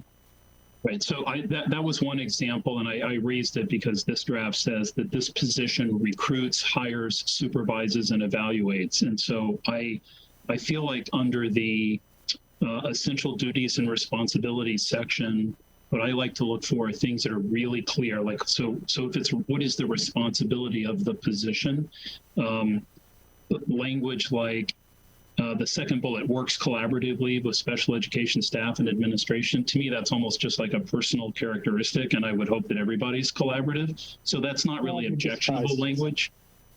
That I don't see that second bullet as really objectionable, but I don't feel like it sort of speaks to what the position should be. So that's what I was sort of hungry for in the description. So there were some things that I had suggested, maybe don't need to be there, and maybe we could work to just tighten this up a little bit. But these were just suggestions that I had sent out this morning. I am absolutely supportive of the position, and I'm glad to see it move forward. Thank you. We can absolutely take it. It is a first draft, so you're correct. Any other committee discussion or questions? Are people generally, I assume, in support of this position? I see at least 3 nodding heads for. Okay, but looks like everyone. I do think you could vote on the addition of the position without the job description finalized, if you would like to take that action, and then we can bring the job description back to you at your next meeting just for kind of a final read. But that would allow us then to go into the process in full if there is agreement for the position, needed position. So, would you like to make that motion? Not me. I'll make that motion. Second. Thank you. All right. All in favor, Mr. Brady? Aye. Ms. Volnese? Aye. Ms. Bergstrom? Aye. Mr. Nixon? Aye. And chair votes aye. So we have approved the addition of the position, and subject to, or we'll see at the next meeting where the draft of the position description comes in. So congratulations on that. Perfect. Do you want to move back up to the operations update? Yes, if we could. Andrew, I gave you control. Presentation control.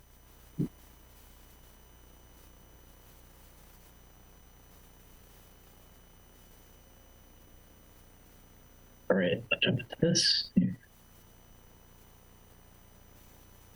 All right, good evening, everyone. In the essence of time, I'll kind of move through this quickly. I think if the slides, I'm happy to answer any questions, but I'll just kind of focus on some of the highlights here. First area is just the business office. This summer, we're working on the general kind of closeout, planning for the end of year report. And then 24, we have the state rolled out through DESE a new grant portal that they call GEMS that we've been receiving training on and have started kind of entering data into that. And then we're doing some planning around some changes maybe to how we monitor and control our positions. It's tied to our budget, and then working on kind of the draft timeline for the fiscal 25 budget. And working on standardizing some contract language, and also a kind of a heads up on a future RFP will be our general bus transportation contract, which we're entering the last year of that, so we'll be going out for an RFP probably this fall on it. Transportation registration has been in progress here since last spring. To date, there are some stats for you about 736 total registrations, of which we have about 280 of the Lynch students enrolled in that. Coming in a few weeks here, we'll be sending out notifications to parents about their bus stop and assignments, and then encourage them to enroll or register for the bus ride application so they can track the bus and its arrival. So Andrew, on the bus registrations, the 736, that's the number of people who would typically ride a bus at all of the other elementary schools plus every student at Lynch? Including those at Lynch who are enrolled in bus transportation. Yep. The 736 would include the entire Lynch population, I guess is the question. That includes the 280 students from Lynch. Oh, okay. And that includes middle and high school too, right? Correct. Yep. Yeah. So 736 in the whole district, and then registered at Lynch number. Yep. Okay. Sorry, I misread this. I thought there was a total number that you were expecting, of which 280 had done it, but I get it. Yeah, we still expect some more. Last year we had about 850 or so students. So the expectation would be that there might be 11 or 1,200 students total. If you have, 800, I guess, includes some of Lynch, so maybe 1,000. Yeah, close to that. Yeah, and we anticipate maybe more registrations for the Lynch side as well. We'll be doing another communication on it. Okay. Great, thank you. Yep. So going to kind of the Lynch Parkhurst updates. So the modulars are pretty much there. I'll have some pictures on the next slide, but there's new whiteboards installed, exterior ramps are being installed. Right now, we're just waiting on kind of the final piece from Eversource, which in the next week, they should have some the transformers there and be able to kind of basically light up the building. So we have electricity and the town can give final sign-offs for occupancy. On the Parkhurst interior, we've installed projectors and the floors have been cleaned and waxed. Working a bunch of system upgrades. We'll be finalizing the move from Lynch to Parkhurst this week. So on Thursday, Friday, and Saturday, they'll be moving all of the classroom material from existing Lynch to the new Parkhurst classrooms. And then beginning next week, faculty that has classrooms on the Parkhurst side in the Parkhurst interior can start to move in. And then we're waiting upon final occupancy kind of sign off in order for them to enter the modulars to set up their classrooms there. And on the right-hand side of this is a draft of some of the traffic flow updates we see at Parkhurst.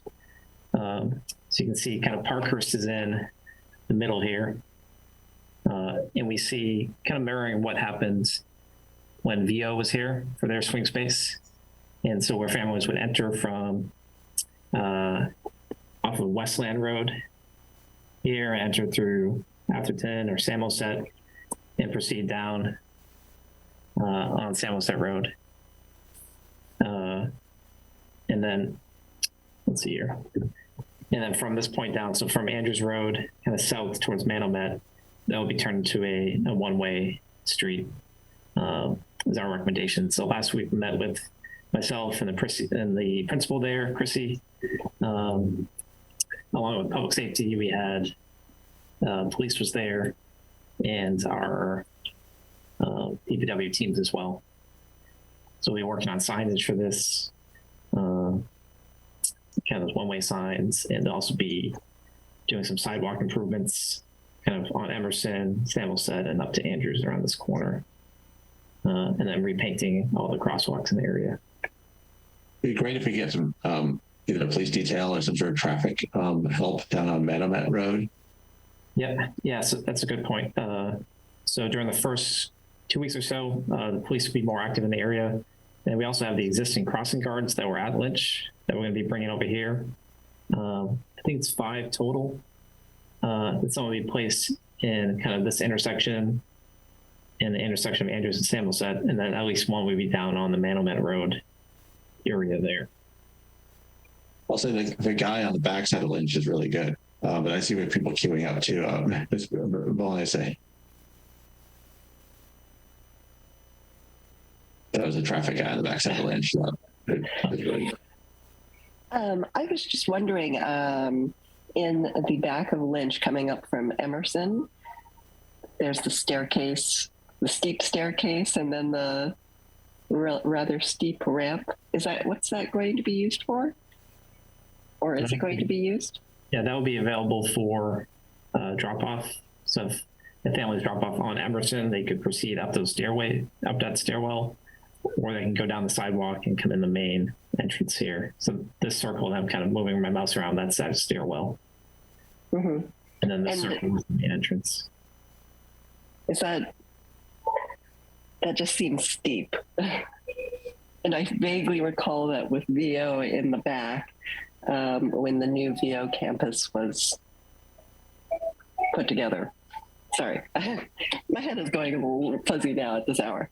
That there was concern in the back about the grade of the hill going down to staff parking lot in the back of VO. And so therefore, what was going to be used as an access for students or something did not end up being used as access for students. So is that grade on that hill from Emerson and the steepness of those staircases, is that going to be an issue? But I think it's an option for parents and students to use. It's not going to be planned as a planned entry to the school, because we just can't guarantee all the points you just made, one, but also we can't guarantee in inclement weather, if we get a lot of snow, that we're going to be able to clear that out well enough to use it as a required way for people to get in. What it does do is it's one more opportunity to provide some relief from parents queuing up down the road a little bit, so they would be able to, if their kids are comfortable and they're comfortable, we would allow that to be used as an entry into the school. Mr. Nixon.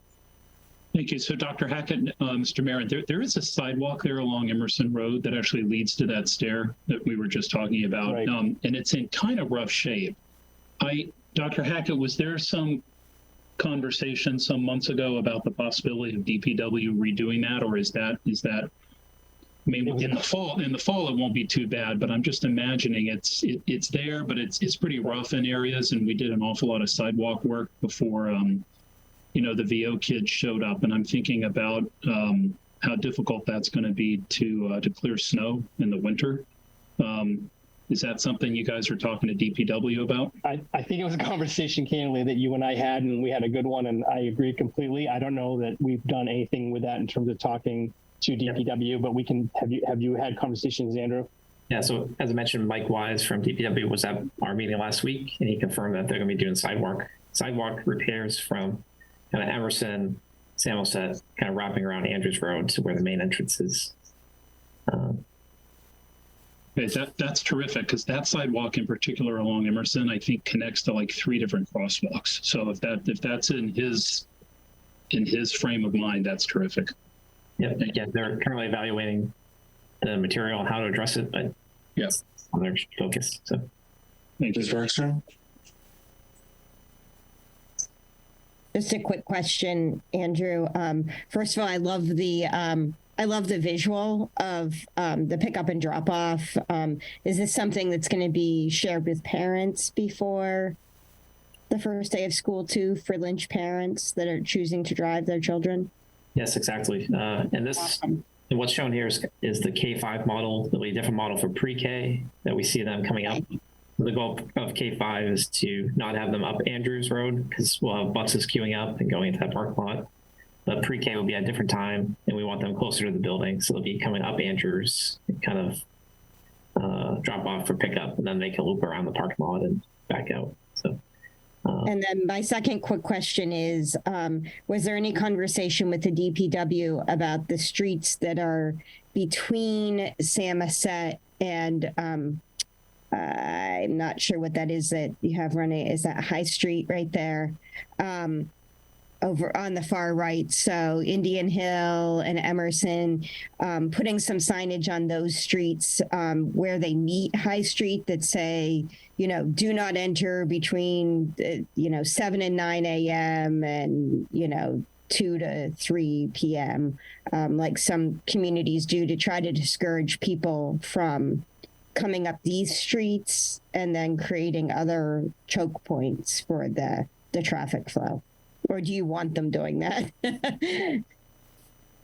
We just reviewed this Samoset to Manomet. That's something we can take a look at. I know the bottleneck is real at this intersection here that we want to avoid people taking this left. Right. So I was thinking if you posted on High that you can't enter from High Street during the morning and afternoon hours. Yep. Yeah. Then that might help traffic flow coming back out. Yeah, like that. We can take a look at that too. And Andrew, I had one question as well. With the folks who may come down Emerson to drop off their kids at the steep stairwell, do you want them pouring into the line of traffic for the main drop off, or might you allow them to go straight across on Emerson to exit the area? Right. Yep, that's correct. We will have we'll be adding arrows here too, so they can proceed out and exit through here. And there'll be some crossing guards doing traffic control there. Yeah, I just minimize as much as we can the number of cars going through there. Yeah, exactly. It'll be interesting to see this. I know both sides of Lynch get a lot of traffic, so but hopefully everyone will be on the bus. So yeah, and our goal is that we will continue to have room on the buses, and so if folks go through this process and want to be added, we'll be amenable to adding folks in throughout the course of September. So. Free buses for Lynchies. Ride them. That was going to be my other question, Andrew. Will there be other entry points besides September if people get frustrated or they choose to do this in the winter? Can they elect to take the bus starting second semester? Yeah, I think we'll work with them all year. Okay, that's great. Yep. And as long as we have the capacity, we should have plenty of stops nearby to grab them. Thank you. Great. All right, move on here. Any other questions for Mr. Marin? Or any other slides you have to share with us? Yep, a few more. I'll run through them. Okay. Just some photos from Lynch and Parkhurst. So the top is the modulars, spoke to the ramps and the whiteboards. In the bottom, you can see a preview of the new signage that's going to be installed, along with some interior work on the wax and the floors and installing projectors there. I pictured an @ sign instead of the word @ but it's okay. Keep going. Yeah. Let's see, on safety and security. We spoke in the spring about some grants we're applying for. Unfortunately, we didn't receive the grant from the state's Office of Safety and Security, but we still we did apply to the DOJ's grant. We'll hear from about that in October. Then over the summer, we made we're in progress of making some updates for McCall, adding security cameras there, to upgrade their PA system in the fall, and continuing to review our district systems for future replacement needs and different systems there. As Dr. Hackett mentioned, we are evaluating adopting a new standard response protocol There was a group called the I Love You Guys Foundation that was founded several years ago, and they have a great system. So myself and SRO Mike Ciccarello went to this 2-day training this week over in Reading on these protocols. We've also been meeting internally with our IMT teams here. And we'll be meeting with our public safety teams in I think 2 weeks at our annual 363 meeting to kind of review all this and hopefully roll it out. On the right-hand side, you'll see kind of a preview of those protocols in the language that they use there. On food services, so we have universal free meals looks to be kind of a standard again this year that we'll be having throughout the district. Over the summer, we're making several upgrades to equipment that we have. McCall had a very outdated range there that we're updating, along with adding a pizza oven that's consistent with what we have at the high school, and different cabinets and refrigeration. And let's see here, we're also making, we're in the process of purchasing a van replacement and going electric with that. So right now we're meeting with Ford this week to go through our requirements and then working with the town on the procurement, as well as working with Ken Pruitt, the sustainability director, on the process as well.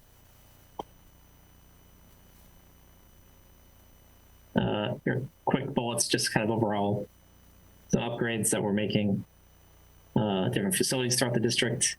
I'll note that we are still on track at Lincoln for replacing that slide before school begins. There's the main slide that that has been out of service. It will be, to access that slide, we have to take up the surfacing that's there. So we're replacing the surface with a temporary kind of mulch treatment. And there's also another slide that we've identified that needs to be replaced. So we're working on that as well. I'll skip to the next slide here. On the athletic side, we have the kind of a pilot this year trying out the Sports U app. So those who are in fall sports have already seen this launch. So this is a way for teams to communicate, a system that allows the teams and groups to chat and share files and schedules. And I know Mark was pretty excited to roll it out. And we're also working on Arbiter Pay, which is an electronic way of paying those game officials and event workers, where now it's a completely paper-based system. They go through our vendor payment process. On the tech side, let's see, we have hired a new lead IT technician. He'll be starting next week. His name's Marcus Rowan. Comes from Cambridge Public Schools. He's their system administrator there, managing their Google and some network infrastructure. Michael Wayne has been with us for 8 years. He recently took the role on the network side for the town. So he'll be starting there as of this coming Monday. We've also had three great interns this summer. Niall Krajec, Nate Morrissey, and Sean Yoon, all Winchester graduates that worked this summer, and a few of them will be sticking around to help on different days throughout the upcoming school year too.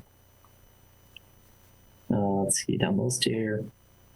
We have moved to a new IT service desk. So before it was a IT help desk, and now we've kind of taken the approach of adopting it as a service desk. So it goes beyond just IT. And coming kind of later this month, we have a component that families can submit a ticket through it. So if you need assistance with your registration for a new student, your bus registration, you can submit a ticket through there. It'll go in a queue where multiple people kind of have eyes on it and can assist you with it. Let's see, I'll pop in the next one. This is the last slide. This was a slide I showed previously, and we're still on track with completed everything. The FY23 column and FY24 is on schedule there too. So that's up on my end. I'll stop sharing. Great. Any questions for Mr. Marin on the operations update? No, Mr. Nixon. One observation, you noted security cameras going into McCall, so I'm going to circle back to the handbook. We have a section at the high school handbook that mentions mentions the school committee policy on cameras. And I don't think that's in the McCall handbook. So if we're going to move forward with that, that would be just something else, Dr. Hackett, to go back and look at for consistency. That's a great catch. Yep. It's policy ECAF. So it's about half a page in the high school book. Thanks. Mr. Brady. Thank you. Thanks for all these updates. When there is more information in another time, I'd like to have some more detail just on the safety protocol and the new naming and procedures. That would just be of interest to me. We will bring it back to you for sure on the 29th as part of our rollout with parents and staff too. Great. So with that, I think we're tabling the listed school. I don't know if you have anything on the town meeting warrant that you want to talk to Dr. Hackett or give your remarks. But I see you have the enrollment update up. So I don't have anything on the town meeting warrant. We put it on there with anticipating that with the warrant closing September 22nd, you might want to, if there are items that you want to come back to or have some discussion on it at your next meeting, it might be good to get those out there now. Okay, Mr. Nixon. Yeah, so I will put in I would ask the committee members to just go back and review a memo that can't remember if it was Ms. Bergstrom or if it was probably Dr. Hackett that circulated a memo that was sent out prior to last town meeting with a proposal regarding the local acceptance provision for Chapter 40, Section 3. And that was put together after some lengthy conversation with Mr. Mara and Dr. Hackett and Mr. Rowe. So I think it would be good for us to talk about that. That's kind of been an ongoing issue for some time. And anyway, the memo's out there. You just got to dust it off. Or if Dr. Hackett wishes to find it and forward it again, he could do that too. But I think that would be a helpful conversation to have if that's something we have an appetite for the warrant. Just for those of you in the audience, all two of you, can you just describe what that is, Mr. Nixon? Sure. So this has to do with how funds that are received so by law, we actually can rent school district facilities, and there is a local acceptance provision that has not been accepted by town meeting. Should it be accepted, it actually changes the way those funds can be held and used. They become a little more, one might say, fungible for the district. Without the local acceptance provision, those dollars can only be used. For instance, rental income at Mystic can only be used to address maintenance issues at Mystic, and they have to be used within that fiscal year. And I think Dr. Hackett said this a little bit earlier. Funds that are not used by the end of the fiscal year, then they're supposed to revert. The local acceptance provision gives the district, and specifically I think the school committee, much more sort of control over those funds, and actually would even allow us to accrue those funds over a period of time. But anyway, there's a couple of pages there. It would be helpful if committee members could maybe go back and take a look at that, and we can talk about it. Thank you. Was that a fair summary, Dr. Hackett? That was a perfect summary. And I would agree, Mr. Nixon. I think it's time we take a look at that. Yeah, I would also agree. I think it's something we should make a change on, hopefully. Great. All right. Dr. Hackett, do you want to take it with your recognizing the hour, we still have executive session, and at the risk of knowing that there could be 1,000 questions that come out of this, I just wanted to give you, and this was really intended to be under my superintendent comments because it was, I wasn't looking for action.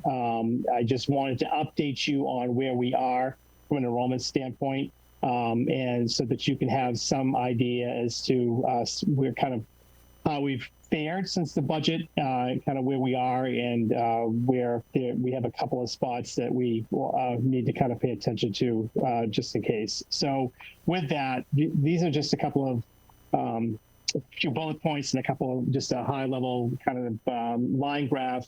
We are actually projecting a student enrollment of 100 plus kids over what we budgeted. Now, remembering that our budget is based on enrollment projections that are based on a formula that has been in use for some time by the district, which was based on cohort survival calculations that were established several years ago now. And this gets at certainly, it's a good demonstration of the need, I think, for us to really look at going out for an enrollment demographic study, which should be, I would like to have be part of your conversation on as part of your meeting on the 28th or 29th, because it is time, because clearly the model, either the model or just the environment that we're in is a little less predictable. So the good news is that the increases really have not affected the middle school or the high school in terms of staffing. And I'll show you in a minute just what the impact is at the elementary level. So new and returning students, schedules and homeroom assignments are going to be coming out soon. The new returning student forms are going to be able to be available through Aspen. And then, as has been mentioned, sign-offs on handbooks, media releases, all those documents that have traditionally and historically been in paper are now going to be online, which I think is a really good step forward for everybody.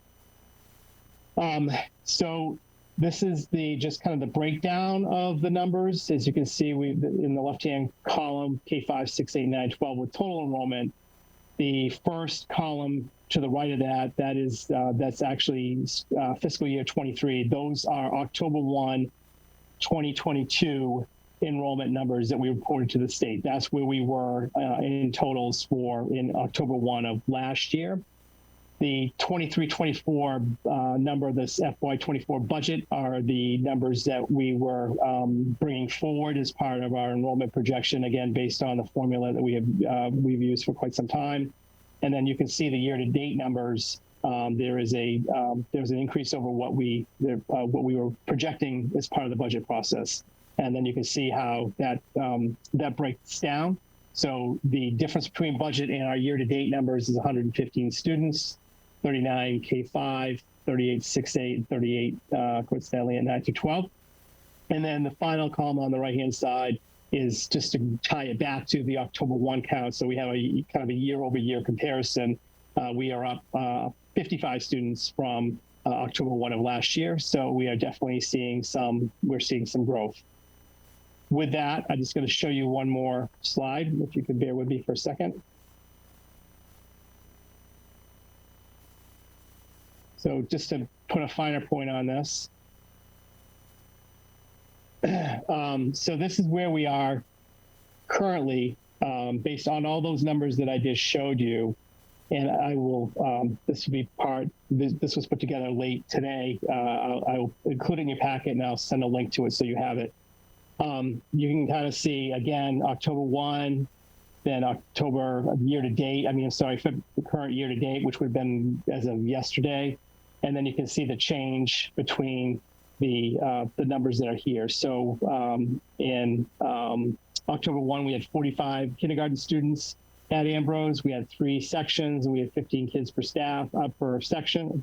And then as of right now, the year-to-date, we have 65 enrolled. We have an additional fourth section of kindergarten, which we had anticipated through the budget process, for a total of 16.3 per classroom. And then you can just see the changes and the differences. Just to note that at the kindergarten level, just a reminder, and this is why this is highlighted in yellow, that Lynch students are going to be, many Lynch students are going to be attending Lincoln next year for kindergarten. So you can see we're carrying one section of kindergarten at Lynch at 21. And then we have added a kindergarten section at Lincoln. That's a Lynch teacher, actually, to go to 4 sections at Lincoln to handle the numbers of students who will be there from Lynch as well. And you can see that class size numbers are pretty favorable. This was a deliberate, conscious decision to go to 21 at Lynch. We have more control over the cap, and as you recall, we really focused on families who have 2 children, one of whom is going into kindergarten, and other older children who are going into the upper grades so we can keep them at the same school. And then just to take you down to the end of the story, we had actually budgeted for 100 sections. We had anticipated being able to reduce 3 sections of the elementary level. And where we are right now is we are at 103. So we're holding at the same level of sections as we were last year. This was somewhat anticipated, so we had not fully taken the reductions of the 3 positions because we knew that there was the possibility there's going to be some growth. So this particular part is not a budget issue, but I will say, and just to draw your attention to, and we did quite a bit with open enrollment, but there are a couple of hotspots that we need to continue to take an eye on. I'll point out one in particular, which is at VO, Vincent Owen School, in grade 2 in particular. We have now 67 students enrolled. I think it's actually 68 as of today. And we have 3 sections currently for a class size of 22.3. You know what your class size guidelines are, and 18 to 22, I believe, for K through 2. And I know that the past practice has been to it's a kind of looking at that as a 10% additional number. So there's some flexibility in the range. I'm actually meeting with our new principal, Kathy Theron, tomorrow. We're going to talk about this, and we're going to talk about what those class sizes look like, or in the makeup of the grade 2. So we'll keep an eye on that. I don't have a recommendation for you at this time. Grade 4 also at VO is okay, and we should be fine. We're just always, as we've talked about before, we're not entirely sure what the impact of Cambridge Street will be and when that will be open, or any of the other developments. So this is going to continue to be a fairly at least twice a week exercise for us. And if we need to come back to you with any kind of recommendation for staffing, we will do so. At this point, we do not anticipate needing to add any staffing in the general ed classrooms. Happy to answer any questions. I have a quick one. Can you remind us, Dr. Hackett, how many pre-K sections are we running at VO? 2. 2, and therefore they take 2 classrooms. Correct. So what I just want to remind the committee is when VO opened in the fall of 11, it had 21 core classrooms. That's what it was designed for. There were other large spaces, but they had other intended uses to support various special education needs and what have you. 2 years later, we opened up the shell space at VO. We added 3 classrooms plus some specialist space. So VO's capacity, as previously defined by the school committee, is 24 classrooms. Multiply that by 20, it's 480 kids. So what this grid is not showing us is the pre-K kids that are there. And where I'm just going with this is when Dr. Hackett talks about the hotspot at VO, the other reality, and it's been a while since we bumped into this, is sometimes you'd like to add the teacher, but you actually don't have the space. So it says we have 21 sections at VO. You would agree, Dr. Hackett, we actually have 23 when you add in pre-K, right? Right. So we have less space at VO than we might think we do, just because we happen not to see pre-K on this list. So it's getting pretty full. Correct. Ms. Bergstrom, you're on mute. Thanks. Just a really quick question, Dr. Hackett, to make sure I'm understanding this right. When you have the delta between Ambrose, for example, kindergarten last year, kindergarten this year, that is like apples to apples. Like Ambrose actually looks like from kindergarten to first grade this year went up kids, right? So they were 45 last year. And now there's 58 of them in first grade, right? Right. So this delta is just showing, is not comparing class to class, but just grade to grade. Okay. Yeah. Just so making sure. Right. That's good clarification. Yes, that first column, that is our October 1, 2022 count. And we're only showing that to you because then we can also show you the staffing in the sections that we had at that time so that you can see where the differences are. Some of these were anticipated because we did know what we were rolling forward at. Ready. Just curiosity. I love to see it, but Morocco third grade's gonna average 11 kids in a class.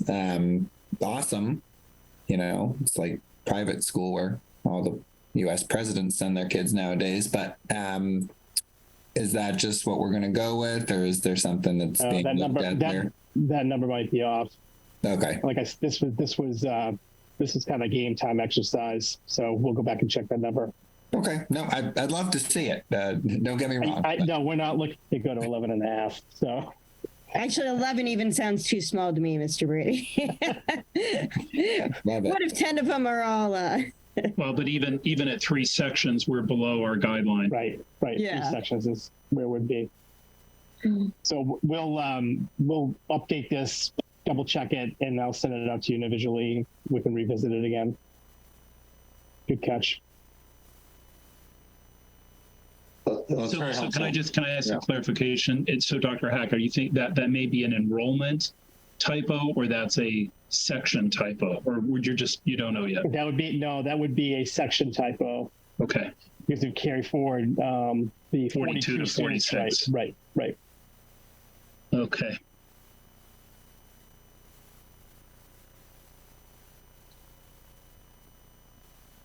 Right. We're still processing this. It's good stuff. Dr. Hackett has sent this out, or will send this out to us. So, it is really good to see the granular level of where we have some tight spots and we have a little bit of room, and we all know about our community schools and our strategy around those. So it creates some issues in load balancing, but all good stuff. And I thank you, Dr. Hackett, for the transparency on that.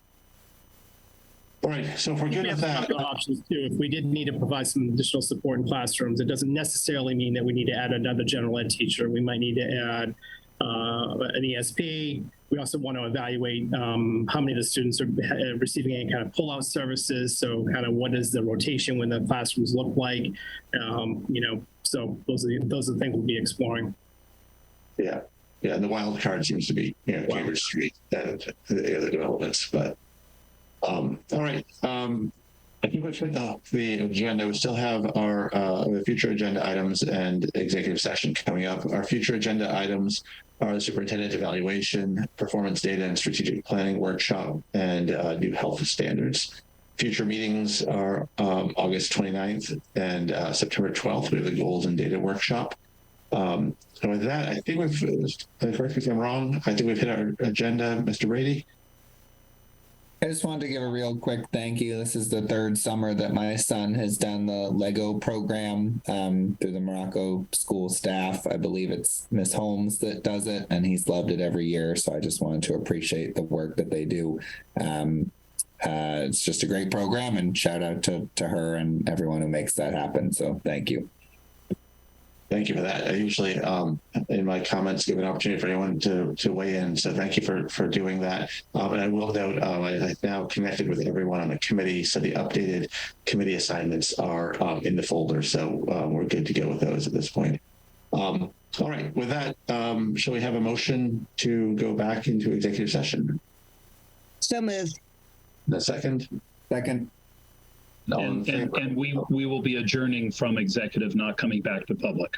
Right. Mr. Brady? Aye. Ms. Bolanese? Aye. Ms. Bergstrom? Aye. Mr. Nixon? Aye. Chair votes aye. We'll see you for on the other side. Then this meeting will be adjourned to that. Thank you.